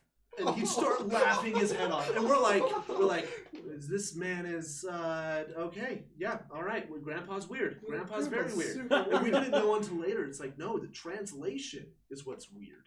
It's I don't even know the full joke. I never realized it. I still don't even know. All I remember was Dad sat there one day. He's like, laughed. It's actually a really funny joke, but you guys don't understand where it's coming from. And so it's like, oh, culture is exactly that. It's fascinating. Our it's family, really fun. I'd say, tooting our own family's horn. We're very funny. We're very, social. We're a very social family. I have no idea how we got it from Peter and Peter's wife. I have no idea because they are hands down. Dad. True. But Dad's fault. Looking back at them, they are like some of the least funny people you ever meet in their life. And then you'll meet my dad, who it's joke after joke after joke after joke. The guy can just pump them out. I'm just wondering where that missing link happened. And I think it was one, you were grown up inside a situation with a stern German father and a very Mormon mother. and you're constantly thrown with the serious. You have to make humor out of it. Otherwise, you'll just... Yeah, and so it's, my dad was the biggest nerd growing up, too. He was the Dungeons & Dragons OG, I mean. My man. It's just like, yeah, he was like, I remember when Dungeons & Dragons, you didn't talk about playing Dungeons & Dragons. Because your in parents public. thought it was actually satanic. Yeah. It's like, your grandmother doesn't want us to talk roll a about it. 20 for your dad. Yeah, exactly. Let's see what we got. Oof, 13. Oh, you did well enough. Hey, that will hit. It's better than... How you doing, Misty 666? Hey, and call sign. I saw your message. Hope you're doing well. The crazy thing about society right now is that we want everyone to accept anyone who is different than you are, but at the same time, we cannot celebrate those same differences between people because of people becoming offended. Yeah. I think there's also a lot of the fear of people becoming offended, which I totally do too. It's when you meet a first person, there's that moment of like, all right, which jokes can I land home, especially here in Utah, where it's just like, what language can I use? I had an awful interaction with an individual who was... I'm doing great, Misty. How are you doing? who was in the process of transitioning. I already asked and, you know, I'm very laid back and like, you know, I just use greetings as just whatever. And I was like, oh, what's up, dudes? Yeah. What's up, bros? And that was very bad. Yeah. That ruined the whole evening for our party because I had offended. And it's kind of a bummer because in reality... It's weird because I totally get celebrating cultures and I love it and I wish it was possible. But there are cultures that clash just at certain points. And it's you kind of have to know beforehand with the culture where it clashes and where you should really tiptoe around some areas compared to other ones. And you just kind of have to learn that. You could learn it from somebody who's native and somebody who knows you and is comfortable talking with you. Or you just take the rough route and you just learn over and over and over again. You look like an idiot several hundreds of times. Like, for instance, the sarcasm thing. I used it lots in Germany and got the strangest looks. End of story. You just get people who judge you right off the bat. They're like, oh, you actually said that? Yeah. And then you're like, oh, I didn't mean it, though. And then you have to go back pedaling. What is, like, sexual innuendos, like you said? Like, what... How does that type of conversations happen? Because, like, in America, we can joke about, like, a lot of stuff like that. Is that something that gets joked about? Like, so in Europe in general, sex is everywhere. Yeah, it's much more... Way more publicly... You'll just see a large-ass photo of a nude woman. Why? Yeah. Because it's totally normal there. It's fantastic. It's when you talk about sex... There are some things where it's just like, why would you talk about that? Why would you bring it up unless you were talking to buddies or so? Yeah. But it's like on top of that, it's usually it is looked down upon to kiss and tell. It's if there's something in the bed, keep it to yourself unless you're going to a sex party and you're all there to fuck and you're at the sex club and that's just what you're doing. Yeah. Then it's of course you ask politely. Not saying I've ever been to a sex club, but hey, when in Rome, when in Rome. When I was this wasn't Germany. This was when we went up to Amsterdam. Because after we were in Berlin for New Year's, we took a 9-hour bus ride up to Amsterdam because you have to. Amsterdam. Amsterdam. When we were there, for the first night when we were walking around, we were just trying to figure out what we were going to do the next night because that night we just barely finished up the ride. We were like, we're all jet lagged. We just want to go to sleep, wake up tomorrow morning, and start our day. I remember the first thing we passed by was a sex torture museum. Oh, yeah. And I was like, I would never see that in America ever. No. Ever. And then that was one of the first things that we did. Was it sex torture or just like a BDSM? Sex torture. Specifically, it included BDSM and like the lighter parts. But as you went, one of the tour guides was like, "Do you guys speak English?" He was like, "Okay, at the start of this museum, it's going to be very light. It's going to be that BDSM stuff. It's going to be like the ball gags, all that good stuff." Yeah. The farther we go in, and you can turn around at any point, but it will get intense. Where it's just like the devices shove them up someone's ass, and hello. Or a piece of glass you shove in through the urethra and then smash with a hammer. Oh, so we got into some real like it should have been torture. Wow. And then they were just like, yeah, and it will just get more and more intense. I'm sorry, what? What? Excuse me? You walked into a very interesting conversation. Yeah, you jumped into the boat of you needed to be here about 20 minutes earlier, and you would have seen where we got to. I have one final story about my trip to Amsterdam, and this was the one where none of the people I went with can actually vouch for me because I was so drunk that night. So the last night we were there inside Amsterdam. Yeah, okay. He's a guy walking around with absinthe. Oh, it's my favorite drink. Fuck off. Bottle of absinthe in my backpack, and whenever we were on the tour bus, I'd just pull it out and just drink like 3 shots. Yeah, put it down, and I just get shit faced. I had it in Las Vegas, and while we were there, the final night we were there, actually the night before we left, all of my friends, we didn't realize in Amsterdam specifically, it's really quiet and it's like a nice, quaint town for like around noon to midnight. It's really quiet, really nice, really peaceful. At around midnight to 2 a.m., the whole like theme of the entire area switches to party. Everyone's there to party. And I realized why is because the reason why it's so quiet and like not a lot of stuff is open during the day because everyone's sleeping. Because they're all up. Because they're all up from 2 a.m. to 6 a.m. partying. And so I didn't realize that. None of us realized that for like the 4 days that we were there, except for me. Because one night, our Airbnb, which are illegal in Europe. They are super illegal in Europe. Illegal? They're illegal because they're pulling away from hostels and hotels. Gotcha. Yeah. But while we were there, our Airbnb was literally right above a tuna shop, which the way they do it inside Amsterdam is they're like long burritos filled with fries, sauces, and all that good stuff. But I went downstairs. It was around midnight, and I was like, guys, I'm not going to bed yet. We're all drunk. We all pre-gamed, and we all drank and hung out as friends inside the Airbnb. But when I left downstairs, I was just sitting inside this Pomduna shop. And then out of nowhere, like these 6 teenage boys walk in, and I could tell they're all teasing me a little bit. And I'm drunk out of my mind. I'm high as shit. I think I was tripping on shrooms. Cafe and coffee shop, 2 different things. Yes. Yes. Coffee shop is where you go to smoke weed. Yeah. Cafe is where you go to drink coffee. Mm-hmm. But while I was there, like I could just tell they were kind of like teasing, poking at me. And then I just turned to them and I'm like, English. I have no idea what you're saying. Yeah. And then I turned back and I'm just waiting for my food. They finally, like I could tell they were like getting more and more intense the moment these 2 German, the best word I can explain it is MILFs. Yeah, I know, right? Turned 18, finally realized that's possible. But they both pull me to the table because I realized they could see those boys were really like trying to dig in deep and bother me.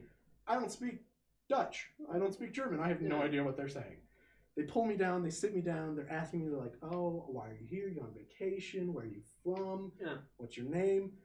And then as soon as I get my food, I eat it. We're still talking. And they're like, yeah, well, we just got down here from, oh, God, I'm so drunk. I don't know if I remember where they were from. German. I said they were German. They were like, oh, yeah, we just really came up from Germany. We're going to go clubbing. You want to come with? And, you know, I'm a dude. So, you know, I'm not going to say it was smart, but I totally get why some people would be like, conversation, right? I totally get if some people were like, that's super sketchy. Why would you do that? But I was an 18-year-old boy that was just like, yes, I'm here to club and party. See, remember my story at the beginning. This is a difference of childhood, and we're brothers. So, and then I proceed to, after that, we go to about 4 different clubs. At the first club, I black out. Oh, no. I don't remember anything. I remember us like going to clubs and in between the clubs going to different bars and drinking more. Did you go in and out? We went into the club, we hung out there, we kind of met new people, mingled, and then the moment like we could tell like, oh, we've kind of seen all the fun people in this crowd, left, went to a bar. Most bars there actually have dance floors, and so you know you just kind of have fun, drinking, dance a little bit, and then you leave the bars, go to a different club. Mm-hmm. We went back through kind of their version of Reeperbahn in Amsterdam. Yeah. But around the first club, I blacked out because I remember I took 4 Jaeger bombs. My guy. If they were the wrong MILFs, you would have lost a brother that day. would have. Oh, that's great. I gained a friend. The thing is, The weird thing is I remember us leaving the clubs at a certain point, and for about a 4-hour span, no, I'd say around 2-3 hour span. Yeah. I don't know what happened. I remember us going to someone's place. Oh, my guy. And then I remember at 6 a.m., I stood up. I literally just went like this, stood up and went, I have no idea how to get home. Somebody walk me home. And that was the end of my night, was when the MILF was like, okay, yeah, let's head home. They took me back to my place. I get back to my Airbnb, walk in, pass the fuck out. All my roommates, you know, they wake up, they're all bright and bushy-eyed. They're like, let's go do something. I am hungover as shit. Oh, yeah. And to this day, the guys I went with, you know, Yeah. they don't believe me on any of it. They're just like, dude, we don't get it. Why would you not tell us until like a couple days afterwards? Because I was like, I barely remember it. You're like, I was making sure it wasn't a fever dream. It wasn't until recently that I went back. We texted on, I think it was WhatsApp, while we were there. The MILFs? No. Oh, yeah. I was about to say, I'm like, you're making a comeback? What? No. I do have a couple Hopefully texts from them. I got their numbers. I have their numbers. Have not texted them. Reconnect. Yes. Oh, hell yeah, man.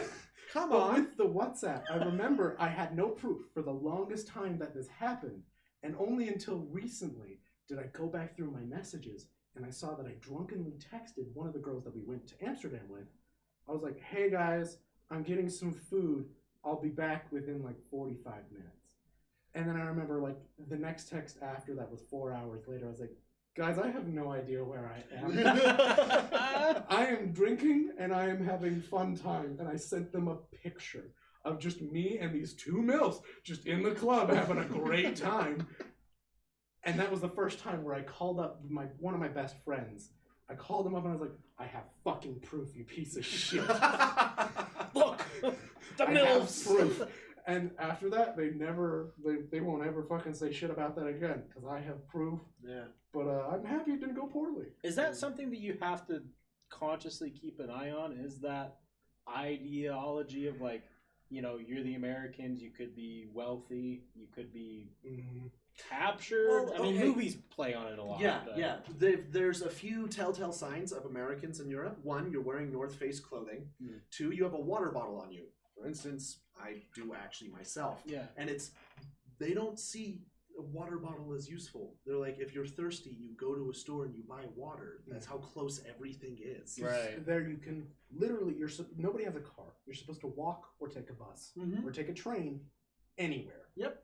Where you're at the option to like go into a store all the time. And so it's just like they see you come in and it's immediate, the telltale signs of, okay, they're the Americans, and flights to Europe aren't necessarily cheap. And they know that if you're coming from America, usually you're there to also spend just a metric fuck ton of cash. Right. The first thing I did as soon as I got to Germany was buy a highly European jacket, an expensive one, just so I couldn't be called out of a crowd, you're American. So I can actually, like, because they dress, they have it's weird. Men normally have a much more feminine clothing look. It's almost, if you were to look at American dress like that, you go, oh, you're a metrosexual. And Yeah. it's like, Gotcha. not necessarily at all. Yeah. No. But that there, and that is deodorant just- doesn't exist there either. That's how they can gross. actually tell, is they can smell you. You smell, Yeah. you're like, oh, you smell great. You either Wear don't cologne? No, American. they hate the smell. Oh, that's I had multiple that's girls right. come up to me and they go, what are you wearing? That's horrible. Well, they like that manly scent. And I'm just like, I'm wearing deodorant Yeah. like a normal person. Yeah. Like what my mom told me to do in junior high. They Like, mix musk with cologne. That is how they do it. Is their colognes are supposed to mix with their natural smell. Yeah. And I'm gonna be honest, sometimes it's not that great. But I've met a couple guys where I was like, you don't smell horrible. Yeah. It's a different smell. It's something you wouldn't normally there's see also here. a lot of BO. Yeah. There's a lot of BO. You're gonna enter and exit Germany smelling like cigarettes. Mm-hmm. All of my clothing just smelled like cigarettes, and that was my first time ever having a cigarette. My favorite story is going to be when we flew back. Oh. Okay. Should we? you like to? Uh, We talk about weed? Yeah. Okay, good. Good. So my Not family legal is there pretty. either. No, it's not at all. And my brother-in-law, the one who went on his mission to Berlin, does a metric fuck ton again just weed. The guy puts that stuff away, and it's great because he introduced me to a whole bunch of really good strains, but when he went up there, he would bring like gummies with him. And since it's candy, you can get it through the airport no problem at all. It's super I remember easy. how he did it. He had a Haribo bag, and then he just did a hair straightener. Yeah. So he just filled it up. resealed it. Yep. And so on our way back, he gave us like a whole ton, and I'm sitting there. I'm like, it's an 8-hour flight from Frankfurt to where we're going, North Carolina. Give your side of the story, Oh, and yeah. then I'll give mine. Oh yeah, They so are completely different. they are so good. God damn it. Anyways, so I'm sitting there, and I'm getting comfy. I got my big old overheads on my ears and everything like that, and I'm like, it's an 8-hour flight. Getting high on this, I should be able to be high for the entire duration and kind of get off. Edibles are not nearly as strong. They usually last a little bit longer than like taking a puff or anything like that. So it's like, okay, cool. So I pop in like 3 of these gummy bears. Oh no. Yeah, no. Also, when you're not moving like Our your brother- body, I have to preface this. Go Our for it. brother-in-law is he's very large, but I'm gonna say like he's not big. He's just very stocky. Big He's guy. a big dude. Yeah. He can put away this stuff because one, his metabolism's very fast, and since he's so large, this man would take 3 gummies and he would be utterly blazed. yeah, no. When he's he told gone. me at this time I was more adept than most family members. He was like, just have one, see where that gets you, Yeah. and then move from there. So Yeah. so there I am. I pop 3 into my mouth, and I think like 30 minutes into it, I'm like, okay, I can sort of feel the effects. Edibles are always kind of hit or miss or anything like that. There's no way I could do that. Everyone would know. Okay, so I'm gonna get there. Yeah, I'll tell you a B-Bird story after this. Okay, there you go. So there I am, just like hanging out.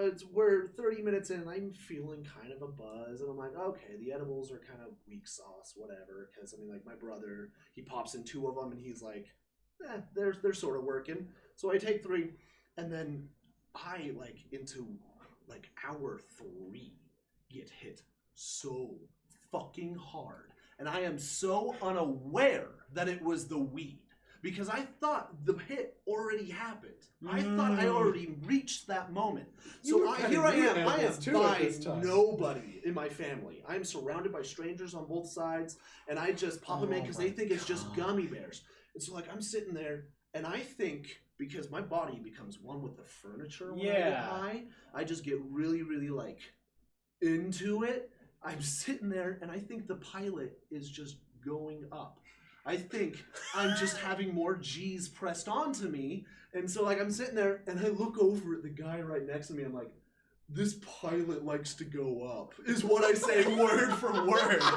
And he, like, looks at me, and he's like, the fuck you just say?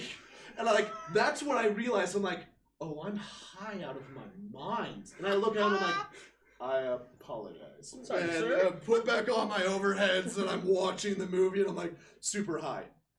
So I'll tell Seth's side real Yes, fast. do that. Seth also got a bag of said gummies and also wanted to eat gummies. None of us communicated that we were getting high at all. And so he asked my mom, he's sitting right next to his mom, his bag's over in front of my mom's seat because she doesn't have a carry-on, or she didn't have one to go there. And so he's like, hey, can you pass me, I have some gummy bears in here, can you pass me some? And my mom, she's already done weed, like a ton. Oh, but okay. she's completely unaware that these are edibles. And so she pulls them out and pops like 1 or 2 of them, and then hands them over to Seth as Seth's watching and goes, oh no, oh mom, no, stop. And she's like, what? No, don't worry about it. And just starts eating, and he's like, no, stop. And she's like, why? He's like, those are edibles. You just took like a lot. And so my mom, at that point in time, she's like, cool. It's just, Your mom's gets down. really I'm into just it. like, hell yeah. And so I'll let Aidan tell his side now. Essentially, Seth took him, and they just hung out for the entire plane Oh ride. my god, that's I great. remember there was a certain point halfway through that flight. I'm just going to reiterate this. I asked to switch seats so I could be next to Ari because I was also super high. Mm-hmm. But I hands down believe I was the one who made the biggest mistake with the edibles because when I first started, our brother-in-law was like, take one, see how it is, move from there. I was like, perfect. Popped one in. I waited an hour because I'm like, that is where I'm going to rate how high I'm going to get with an edible. Yeah. An hour in, I should know where I'm at. An hour passed. I was like, okay, these are weak as shit. Yeah! I grab a handful.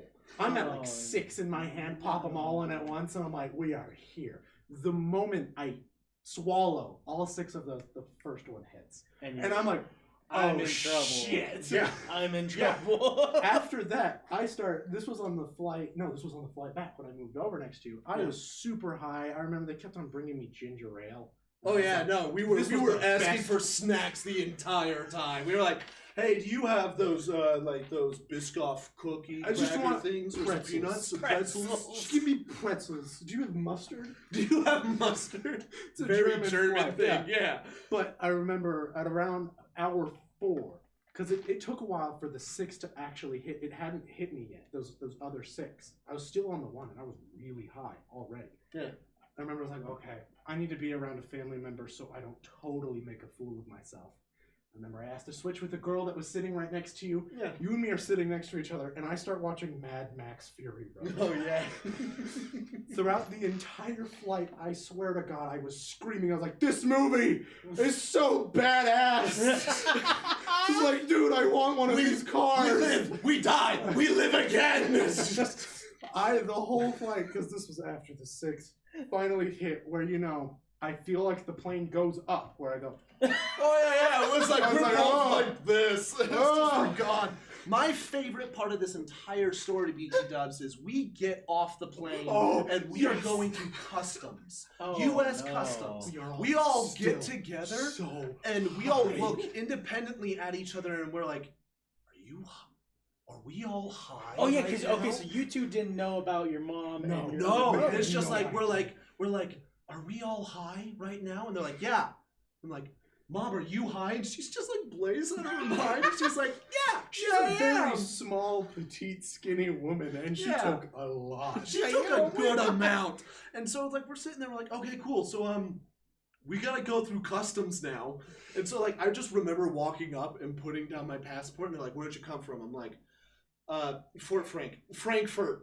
Yeah, that one. They're like, how long were you there? A couple of days there in Vienna and all of that. And he looks at me and he's like, yeah, you have some fun? You get some stuff? And I'm sitting there and I'm like, brought nothing home. And he's like, all right. Cool. Hey, well, it was just let me in. And like, it was like the one moment because my brother and mom went through a completely different experience. Like she grilled into them, she would get into them. But the guy who was a part of my customs, he like looked at me, immediately knew I was stoned out of my mind.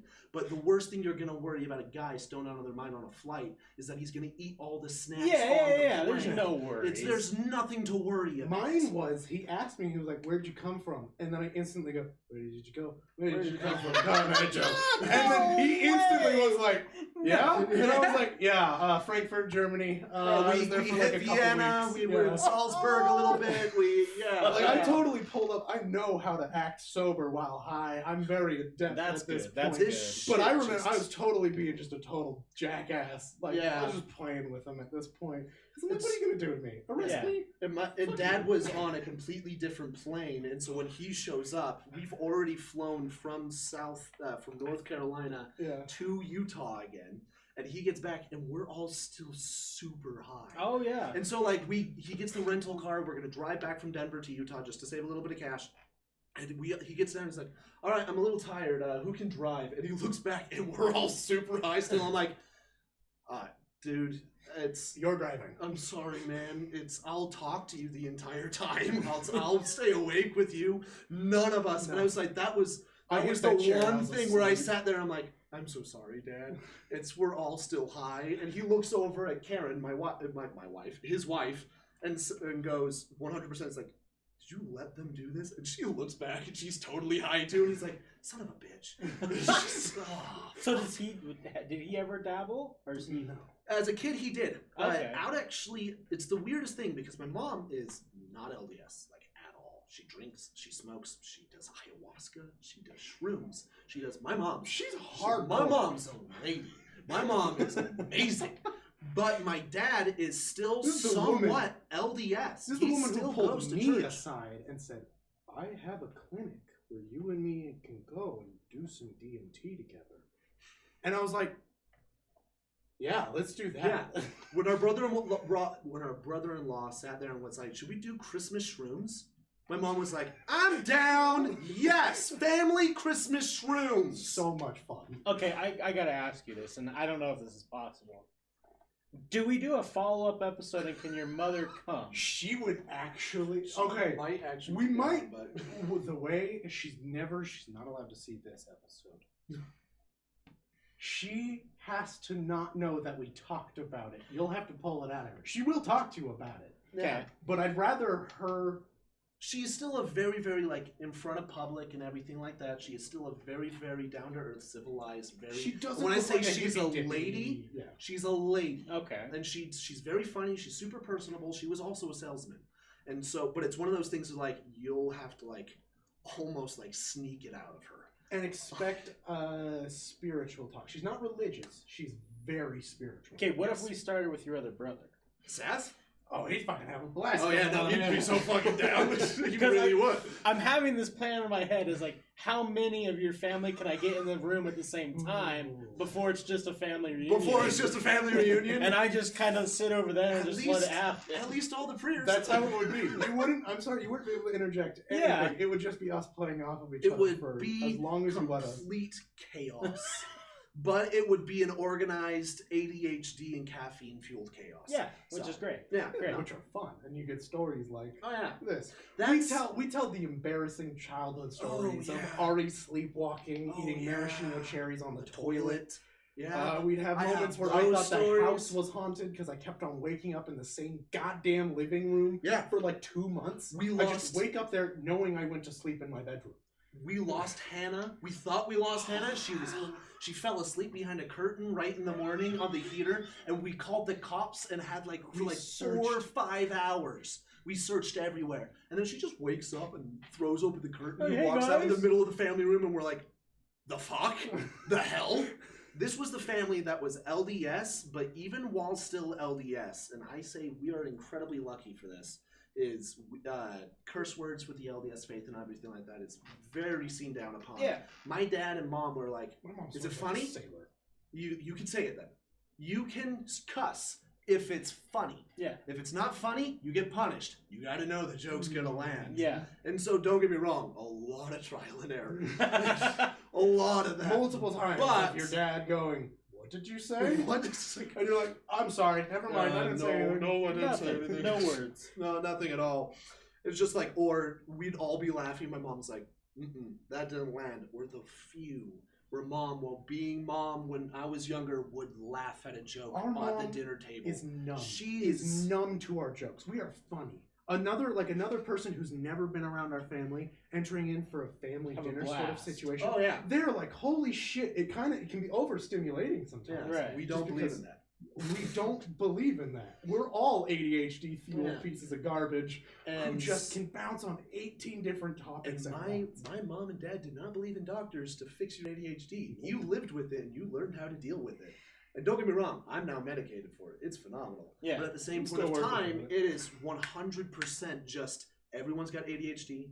The conversations went over there. Nope, now it's back. Okay, we're gonna dip here. Oh, fuck that. We're getting out of that again. And it was, we all learned how to fuel off each other. My dad, being a voice actor, would oftentimes do songs or start picking up accents. It's why we can do accents, just Yeah. the smallest amount. We all do different ones though. That's the thing. Cause like my dad, he can do a great Christopher Walken. No, yeah. I can do a great Arnold Schwarzenegger. Mm. He can do a great Scottish Irish, Mhm. while other people in the family can do a way better Scottish, but they can nowhere near do a good Irish. Yeah. And then there's me, where I'm the only one in the family who can do New Zealander. Or the difference Japanese. between Australian and New Zealand and Japanese. But Which- like we it's all, just insulting. Yeah. That's all it is. Oh, It's just it insulting. is not pleasant to anyone's ears, but it's funny. Yeah. Oh yeah, oh yeah. It's my dad used to be a voice actor, so I mean, like he did a lot of stuff. He went to the University of Berkeley, or No, the UCLA, dude. UCLA. Come on. Pardon me. That's Come all on me. Berkeley? Shut the fuck up. Anyways, he went to UCLA for theater Oh. because that's what he was going into, and then discovered. Now I want to go make violins, so he moved to France for 2.5 years and learned how to make bows. 4 So, years. 2.5. What was wrong? Was it? It was 2.5. They left and then they came back, right? A For 2 little years. bit for not another 2 years, for like another half a year, but their longest stint there was 2.5. Mom would still argue with There's me so many on that. family members, like people. I forget my So, sisters' names I wanna- all the time. I want to try and get done here in about 20 minutes, and we can Definitely. definitely part two. I mean, you Yeah, guys are great. definitely. So one thing I'm curious about, who's all a part of your immediate family? So there's 8 of us in total. Jesus. We were raised Mormon. Yeah, My mom you got a had lot of 4 kids. kids and said, that's cheating. We're having 2 more. And she couldn't have any more kids, so she adopted 2. And so we have 2 adopted sisters. Oh, so you have 8 siblings. So There's family 8 members. family members 6 in total. siblings. There's Aidan and I, another brother, older, named Seth. We have an older sister named Andy, and then 2 younger sisters named Hannah and Sydney. wow, that's quite the family. No. Are any of them? Is everyone out of high school now? We got one left Sydney, who's 1 the year youngest. left in high school, and then we're all out of it. And And we're all official adults. my parents are going to be empty nesters, and they don't know how to deal with that. That's yet. gonna be weird. It's Yeah. going to be very Oh, strange. they better for be them. traveling. Oh, yeah. They better be traveling. Yeah, they Yeah. are. Yeah, they are. Mom's got nothing better to do, and They Dad. get so bored in the same house. Now, let me also say, we've moved a total of, I'd say, 6, 7 times. Yeah. Moved. With 8 siblings, and Full I'd say blown 2 houses. parents, one of them is a hoarder. And I say like a bad hoarder. She's the Facebook Marketplace one. Ah, She yeah. buys stuff on Facebook Marketplace, repairs it, like fixes it, revarnishes it, and then she likes it too much to get rid of it. And it's like, my dad's sitting there and he's like, we can't have any more coffee tables. Every room has a coffee table. Why do we have so many coffee tables? Double them up. Get them out of here. Stack It's 'em. like, Stack them. Make them like shelves. yes. So the other thing that I kind of want to close out on that I've picked up on, neither of you guys do social media, aside from Snapchat. Yeah, well, I mean, like, I'm on. No one in our family does social media. Not really. No. Do you guys think? Do you have like a? It's reason? not like something we're not. Nobody's against it. It's just, especially how we were raised. They would honestly tell me I got my first phone at 16, which for most is very late, very late. And they even look back on that and they're just like, that was too early. We should have given it to you when you were 18. And I was like, are you so I got fucking serious? It bothered me a lot, but now that I'm back into it, like, I just realize there's more to lose from social media than there is to gain, in my opinion. Like, yes, there is a chance that you can become very popular, and I do stream now. Like, I want to have a lot of fun with the streaming area. Airplane Food 94. I don't stream that often, but whenever I do, it's a lot of fun. Hey, look, you guys need to come back like once a month.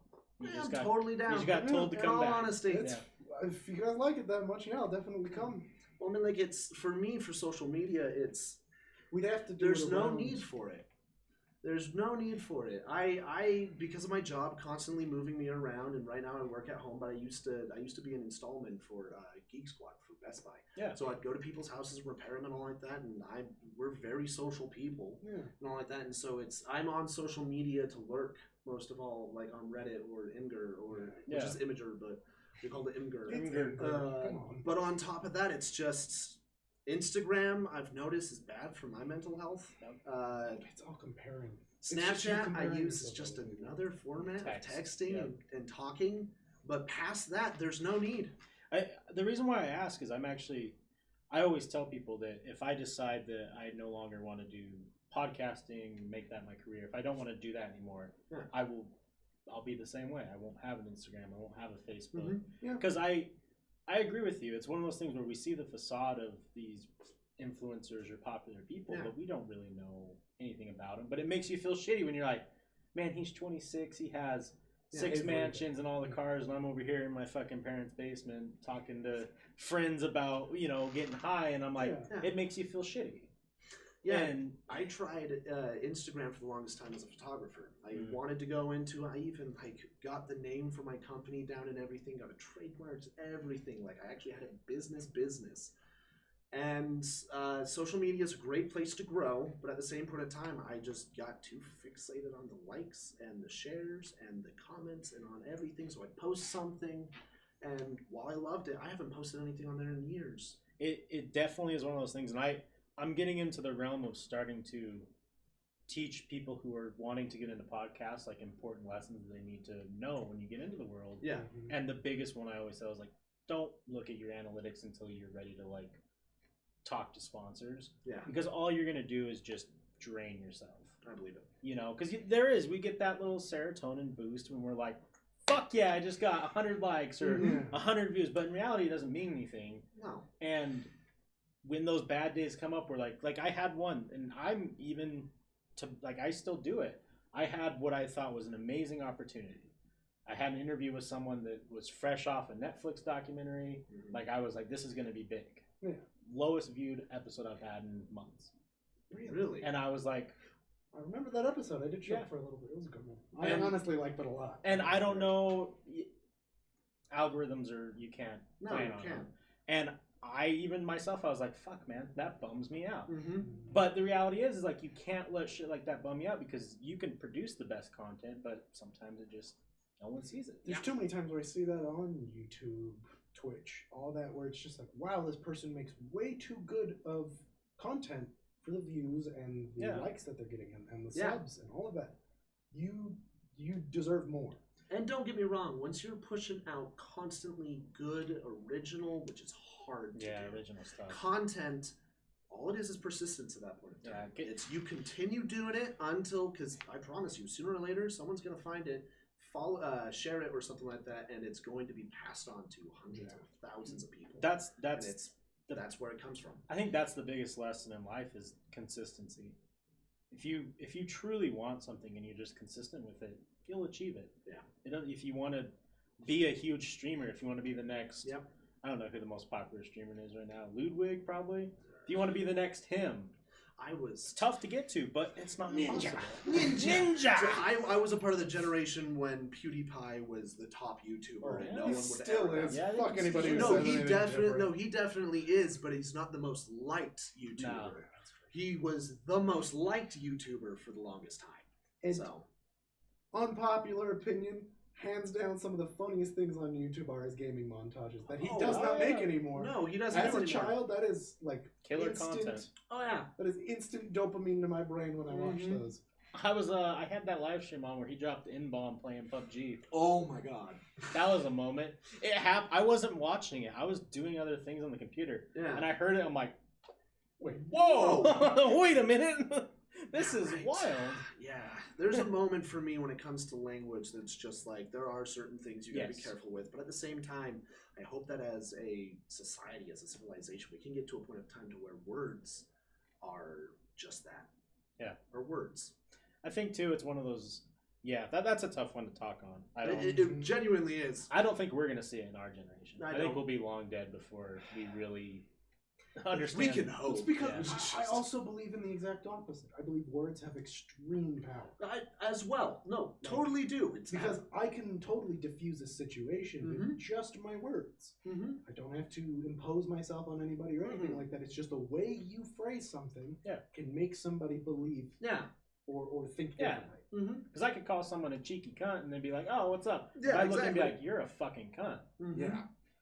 It's 100% different. Such a great word. Yeah, that word's powerful. Yet to call somebody, like actually mean it, just be like, you are fucking cunt. Twice in my life, and it makes you feel great. That power, that adrenaline. Yeah. It's what I'm going for. You're like, wow, it feels like a weight off your chest. You're like, oh man, I've been wanting to say that to this person for a long time. Holy shit. Oh yeah, I've said it only once to one person, and they deserved it. Yeah. But it was also, that was an interesting time in my life. That was fun. What am I saying? Depression, dude. It's interesting. It's a ride. I didn't know cunt was a swear word until I was like 15. Yeah? 15. See, that's and the then out of nowhere, difference. people were like, what's the C word? Or people were talking about the C word, and I was like, crap. Cooch? Cock? Cock? Yeah. Cooch is a good word, though. Cooch Is a good word. Fucking It's just like coochie. Now, I want to try and get ideas for later episodes if you guys want to come back. Your mom had mentioned ayahuasca and different things like that. Have either of you guys dabbled in that realm of... She's gone so much harder than I have. When I say she's badass, like I've done mushrooms, I've done shrooms. She's done ayahuasca like 16 times. Like she's like gone to a shaman, gone to a clinic, gone to all these things.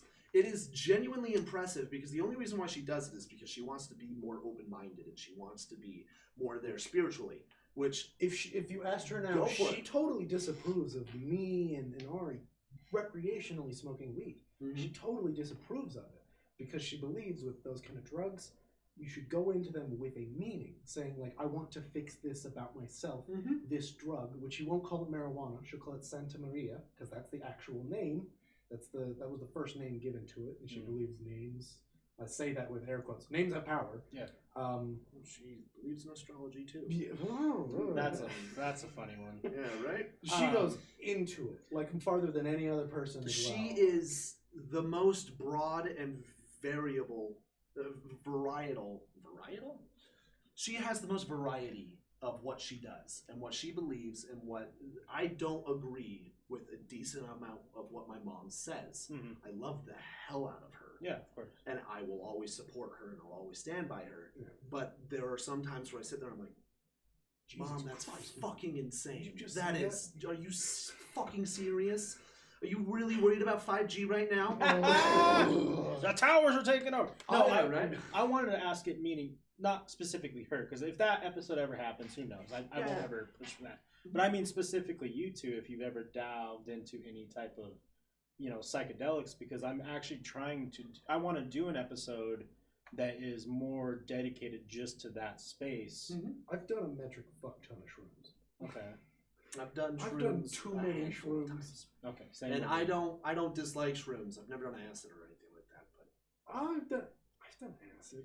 Because what I really want to do, and kind of like some of the other big podcasters in the world are trying to make these substances more comfortable to talk about, and make it not like, hey, we're gonna go out and just get fucked up or whatever it is. Like, make it something that you can have conversations with your family to try and get to a point where, because I mean, it does a lot of good for people. Is the sad part, because each time I bring it up, me saying I did a metric fuck ton of shrooms, I hesitated for a second, even just saying it right there, because it's sometimes something personal that you don't want to talk about. Yes. But there are those moments where you just have to say, okay, Jesus Christ, the stigma on these drugs is not real. Shrooms not is the reality. safest drug.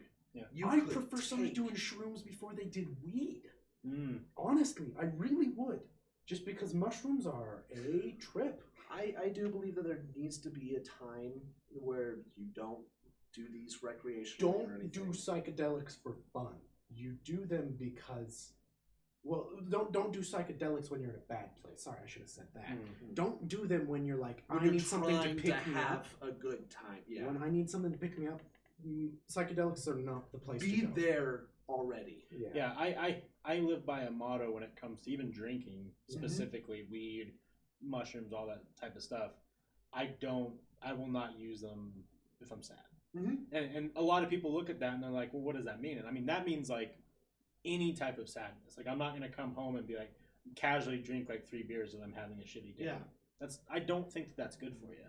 No. One last thing, okay, with that, because I have introduced a lot of people to marijuana for their first time, just because I was that kid in high school where if you were close friends with me, you knew you could ask me, hey, I'm trying to get high tonight, where would I go? Yeah. I've never had a bad time on shrooms, but I've also had some sketchy ass moments on shrooms. I've seen, not on shrooms, I've seen tabs of acid change the mood of the room really fucking quickly. Acid's never shrooms. Acid can go south really quick in a really bad way. But back to what I was saying, I had a friend where it was his first time. He's my best friend of all time, and me and him, like, that's just always kind of been a difference. Is like, I smoke weed, he drinks a lot. The thing is, like, his girlfriend at the time was very against it, all that. It was this big thing where he's like, I'm not trying it because the people I'm hanging out with. And I was like, totally valid. And him personally, he was like, I never wanted to try it. Yeah. Broke up with his girlfriend. One of the worst breakups I've ever seen a friend go through, ever. 3 days after the breakup, he comes to me and he's like, I'm trying to get higher than anyone I've ever met. Please. And I was like, all right. Okay, this is kind of like a moral dilemma, but it's a tough one. I told him multiple times. I asked him, like, do you want this? Is this really what you want? And he was like, yes. And I was like, cool. Meet me at this place at this time. Yeah. We are going to get too high. I'll send you the moon. Yeah. Which I don't get how people do. I can green out. And when I green out, it is immediate paranoia and anxiety attack and everything until I vomit, and then I'm having a great time again. That's the difference, because that's the difference between you and me. Because me and this friend that I was with, I was like, you and me are very similar in body types, in metabolism, and all that, and that has something to do with it. Because I've never greened out on green. Yeah, I've never greened out on green. Dab. Oh. I've had that moment where my friend's like, we're at our 15th hit for the night out of a rig. Yeah. And it's just like, you cotton candy swirl that shit. Oh. And at that point where I'm just like, I'm not comfortable with where I am right now. I'm not comfortable. And then at that point I'm just like, okay, now I know my limits. I am too high. See, I don't even really smoke anymore, because I've actually, the last couple times that I've done it, and I know what it is. I think I know what it is. I need to just smoke green, because I don't have great reactions with carts. Same. Really bad. The same thing for me. It's become a part of this whole, especially in the pot smoking community, is cart hitters are the lowest of the lows. They're the guys who don't appreciate a good high. Yeah. But so I'm going to defend them just a little bit. Go ahead. Because I was a cart hitter for a long time. The only reason why I'm saying I'm not now is because I have the exact same thing. I got to a point of time in my life to where huge depression, weed was a big crutch for me. I did carts a lot. Problem is that carts now just cause anxiety. Same. I just get you can just be really 24/7. Yeah, and you take one hit and it's immediately a large amount, and you are there, and you don't need anything past that. But to stay there, you need to constantly be hitting it, constantly, like a vape pen. And so for me, it would cause me massive anxiety and depression, and we essentially, me and my roommate went through 5 grams of dab in like a month. Oof. And because we were like, we have all this stuff, let's just blow through it and be done. And I get high every once in a while, but that's always when I'm surrounded by people. Yeah. And I haven't owned any weed for like 3 months now. Yeah. Which has been very, very, very good for me. So that's the thing, and I definitely don't I don't discredit anyone who smokes regularly. Mm-mm. And for me, it was one of those things where I was smoking every day for quite some time. Yeah. Maybe not every day, 4 or 5 times a week. Yeah. So pretty much. And when I decided to stop is when I started seeing the effects of marijuana on a negative side. Yeah. Because you start getting a little bit more, the glaze is gone. Those are the stoners that worry me, are the ones who are like, I'm not addicted, or who say there's no downside. Listen, I'm just like, you are wrong. Marijuana as a plant is not addicting, but that feeling definitely. It is a crutch. It genuinely is. My roommate and I, we sat there, and it was after him and I had a long conversation about it. It was just like our days started to become like a blur all at one. You stopped being able to tell which day was which really easily. You lose motivation as soon as you hit that first time. Not to try to one-up you. But you can do that with carts very easily, because again, you're hitting it all the time. Imagine a rig. No, yeah. I believe that. That's what I realized with my roommates and then how I was doing it. Yeah. Only until after I just figured out I can't be comfortable in my own home until I took a head. Yeah. Until I took a huge hit. With all this said, hey y'all, smoke weed. Yeah. Seriously, do it. Try it out. Weed is a lot of fun, but just understand what your body wants, understand what you can handle. Don't go into it too hard the first time. Yeah. Take it really slow and find which strains work best for you. And expect not to feel it the first time too. Yeah. No, a lot of people don't realize that. Unless you are pushing it, and when I say pushing it, I mean you are already getting too high for your first time. Mm-hmm. The first time, you're probably not going to feel it. And that's where a bunch of people are just like, oh, I don't like getting high, because they'll do it once, and then they'll be like, I didn't feel it. Yeah. And then they'll do it a second time and be like, holy fucking shit, what the fuck just happened to me? Yeah. You know what I really want to do, at some point in my adult life, is I want to be able to go and have enough influence to restructure, the DARE program. Dude, fuck the DARE program, because, I really think that we need to... Get a medical card. I have one. We really need to go back and explain to... Or we need to explain to the kids now that, the DARE program is whack as fuck. No joke. Go get a medical card. Yeah. Or have a buddy who lives in Denver, and then just have him ship it to you. Yeah. They don't fucking check the mail. They don't. That's... I'm not saying where I get my stuff, but if I were to get my stuff... Yeah. That and dispensaries are totally better than Wyoming. Like Yeah, seriously. serious. Or Nevada. Yeah. You're an hour and a half away from here to Nevada. You're good to go. But yeah, the DARE program's fucked. Oh, I have to say, and I've told this story a couple times. One of the funniest things is when I went to the Wendover dispensary for the first time. Ooh, yeah. Okay, because like I had gone to the Colorado dispensary, but it was like right when shit was still kind of like fresh. Yeah. And not that it was shady. It was still business. It was like a brick and mortar business. And Yeah. like you walk in and you're like, hey, and then like, you know, the whole display is like kind Yeah. of what you saw in the early movies. Going to the Wendover one was one of the wildest experiences ever because this building is like ginormous. I mean, it's the size of the fucking Centerville Walmart. Yeah. And I remember walking in and I was with Bieber. So Bieber's my fiance. I forgot to mention that. Oh, there you go. Yeah, and she's always hanging out.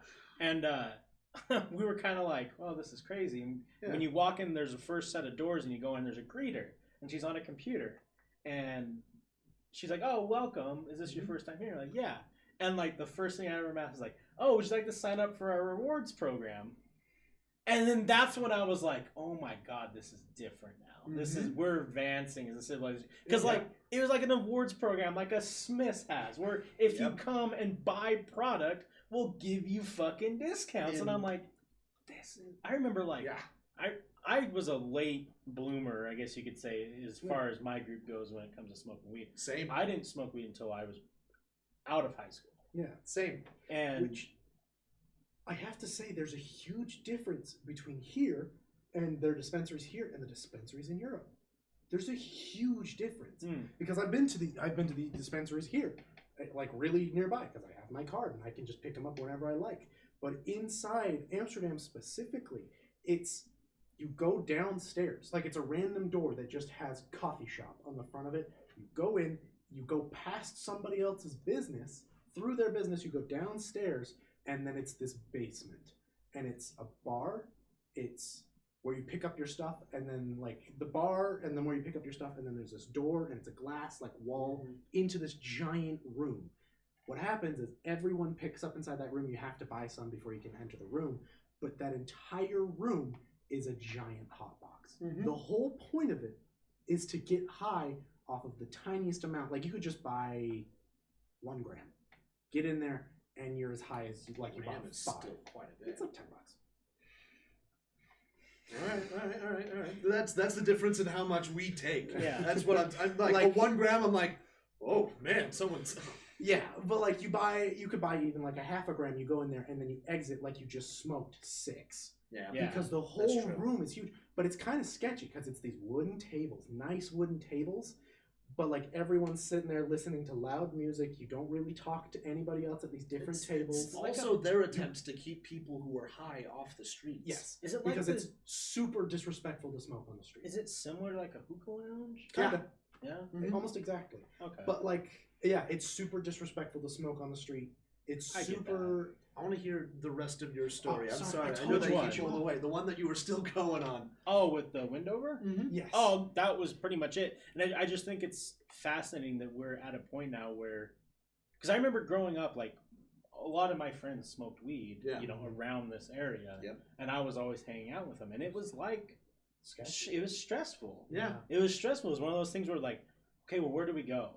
Do we smoke in our car? Do we not smoke in our car? Do we go to the park? Yeah. Yeah. Do we like? Do we risk a cop driving by? Yeah. while we're in the park? Do we use our pipe, or do we like get something that we know we can like Someone's get rid of these? parents cool that we can do it in the basement. Like it was this whole entire thing, and then now you go to like Wendover, and like, I mean, Wendover now smells like cigarettes and weed instead of just cigarettes. Yeah. And it's just such a weird. I don't know. It's cool. Like I'm definitely for it, and I'm definitely like, you know, I want to go to California at some point and experience their side of things because I've heard it's even more crazy. It's well, I mean, like I remember my first time. If we're talking about first time dispensary stories, I remember my first time going in. It was up at Denver because that's where my brother lives, and so we were just talking and everything. And he's like, "Okay, well, let's go to the dispensary." We get inside. They check your IDs and everything. You have to be older than 21. And so we get inside, and immediately I go, "I wish every DMV was run this way." Every single one, because the person at that counter is so incredibly kind and they have good things to say and they're constantly happy. Yeah. And then none of them are smoking at the moment, No. but it's like everybody is totally happy. They have really good suggestions. They know their shit, and they have And they're happy constant about what they're referrals. selling. Yeah, Yeah. no, and you can only buy it with cash, Mhm. and they have an ATM at each and every single one. So you go and you get your cash, and you just go through it. And they're having constant sales on stuff. Yeah. And in all honesty, I don't even really mind the insane taxes on weed because it's 25% up there. Right. It is a quarter of what you spend. You're gonna have to spend that much more to even get it. And part of me sits there and is like, a lot of people who are going to a dispensary, unless they have a medical card, you're going there for recreational. Yeah. If you're going there for recreational, you're paying. And you know what? All that money is going back into the state and hopefully is going to where it needs to go. I don't know where it's going at all. Hopefully.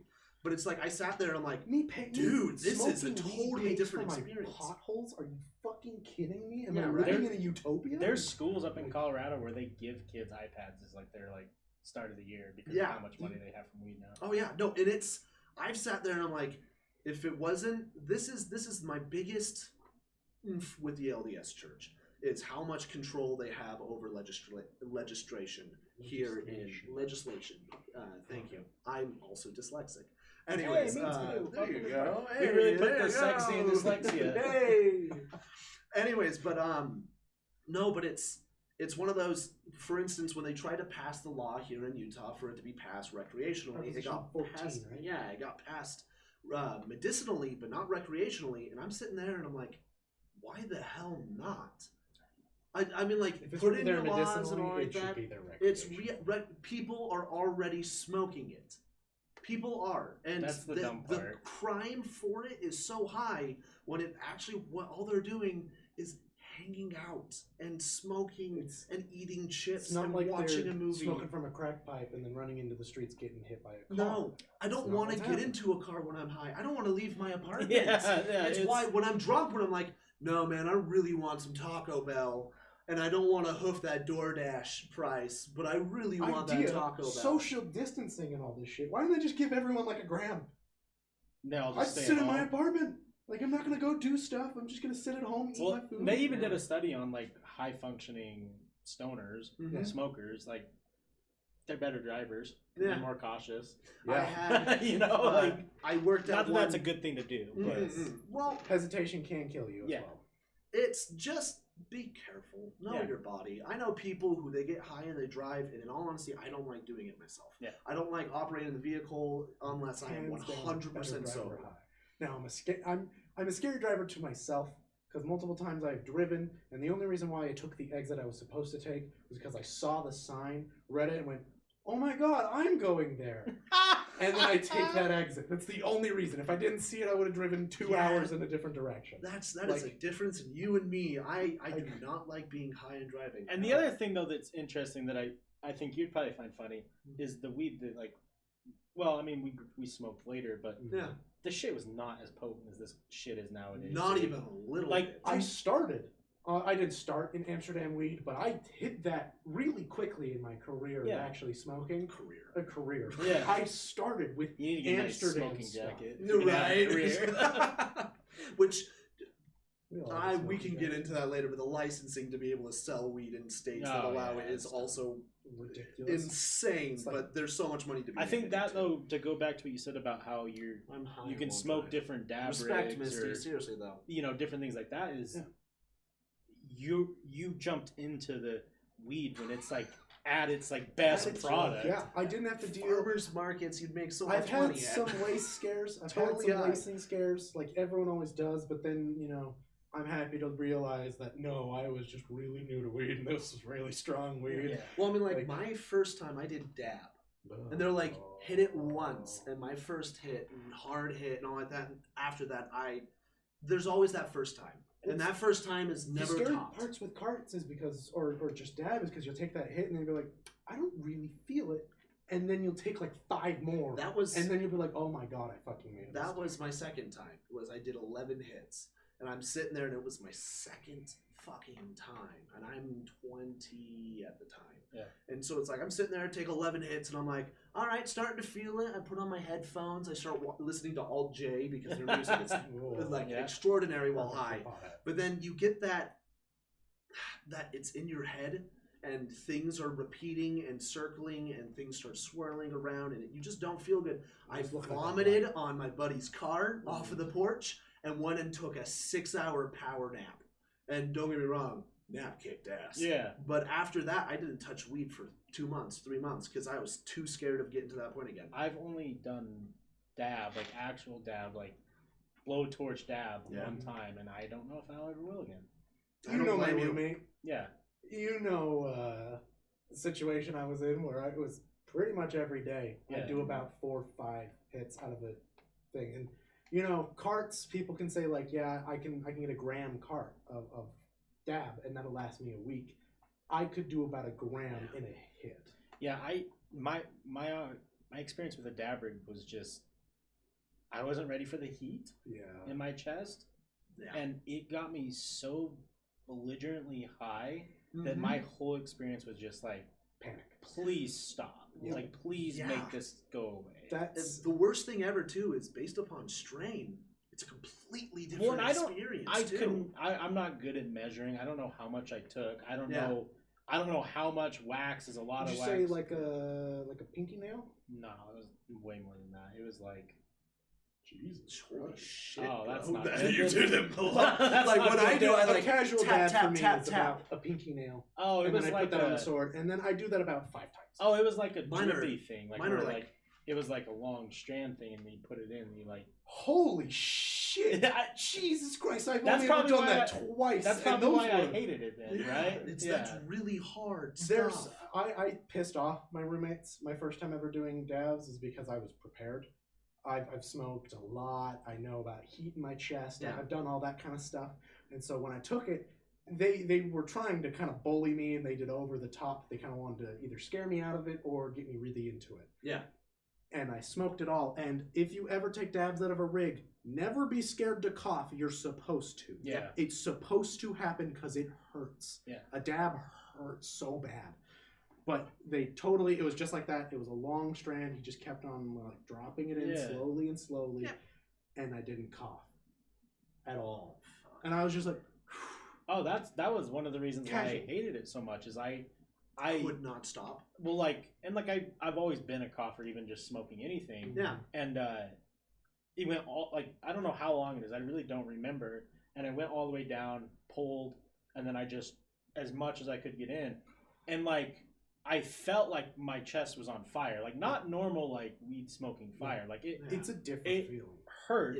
You get that coating and everything else with it too. Yeah, And you get It's that almost a panic for your first time. And too. I started coughing so hard that I went to the bathroom, and I thought I was not only going to throw up, but I could taste kind of like blood. I think that I coughed so hard that maybe I was scratching out my Dab throat. has a weird coppery taste too. Like Maybe in that's your what it throat, was. And a lot of people are just like, "Am I coughing up blood?" And it's like, no, weed just normally has it's a kind just of the metally mucus taste and sometimes. everything And- else with it, especially from a cart and stuff like No, that. out of When a rig especially, it's a really hot banger Oh yeah. hitting a liquid Yeah. that is instantly going into your lungs. Yeah.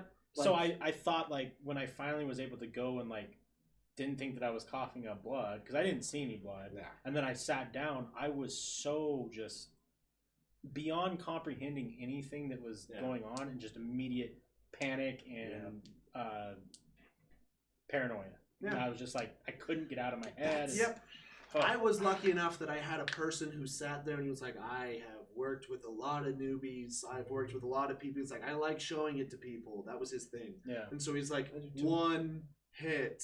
Be fine. Just be there. And then I'll go and get you some Captain Crunch. And that's what you're going to do. And so I just sat there, and I remember putting on headphones, just dancing in a circle of cereal. And it was the best high I've ever had. But then after that, as again, Misty, you got to be careful with those first times and all like that, because I didn't touch it for months after my second time. The smell of weed caused me to start to I remember I gag. had a card around him, and he went, "Ugh," and I was like, yeah, you'll have to get that out of your system at some point. Come get you high one day. All right, guys, let's go ahead and wrap it up for this episode. Cool. I usually give this time to have, people share their social media or anything they're working on. I don't know if there's anything you guys have that you're. I'm trying to get through college. Yeah, perfect. Twitch.tv, Airplane through 94. Yep. I'm gonna start streaming a little more. Especially me and him are playing through the new COD zombies. We're trying to beat all the Easter eggs. Awesome. Oh, yeah. Yeah, no, it's a lot of fun because it's a lot of, dude, what the fuck? What the Stop fuck? it! Where's the dogs?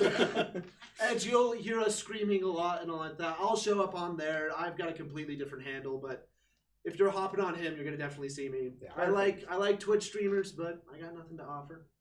So I think you do, but that's well, I got nothing to offer in terms of like He doesn't a stream channel. Oh, I don't stream myself. I've been a part of multiple streams. I'm actually with several other streamers too. Awesome. But I'm definitely one of those guys that likes to put in the quick jab jokes, throw it in there when it's really uncomfortable, and then get out. And then get They out. come back a little. Oh, just a little bit more spicy. Yeah. A bit spicier. Well, But, I do want to thank you guys for the time. Yeah, thank you so we'll much for definitely having us on. have another episode, I hope, here very shortly. When are you leaving to Arizona? So I am leaving April 25th. So that is very soon. Okay. And if you want to get in an episode before then, Yeah. definitely I'm willing. I will be doing flights back pretty often for like a weekend. Yeah, I it's will- $50. It's like a $50 I'm putting flight. in money to bring this kid back up here. I'm Oh, gonna miss okay. the hell out of So it. I'll let you know whenever I'm showing up. If you have any free time during those days, Cool. let me Yeah. know if you want me to come on. Perfect. Yeah. Well, again, thank you guys. And then, again, shout out to our sponsors, Monarch Social, Dark Prime Collectibles, and Happiest Med. Thank you guys very much. And we'll be back live probably in about 25, 30 minutes with our second show tonight. So stay tuned if you want to hang out. And then anyone else who's listening on the back end on Spotify and iTunes and all that, I hope you guys are doing well. I hope to hear from you soon. And come drop by the live stream, twitch.tv/Topshelfers. Thank you, everyone. Have a good night. Bye. Good one.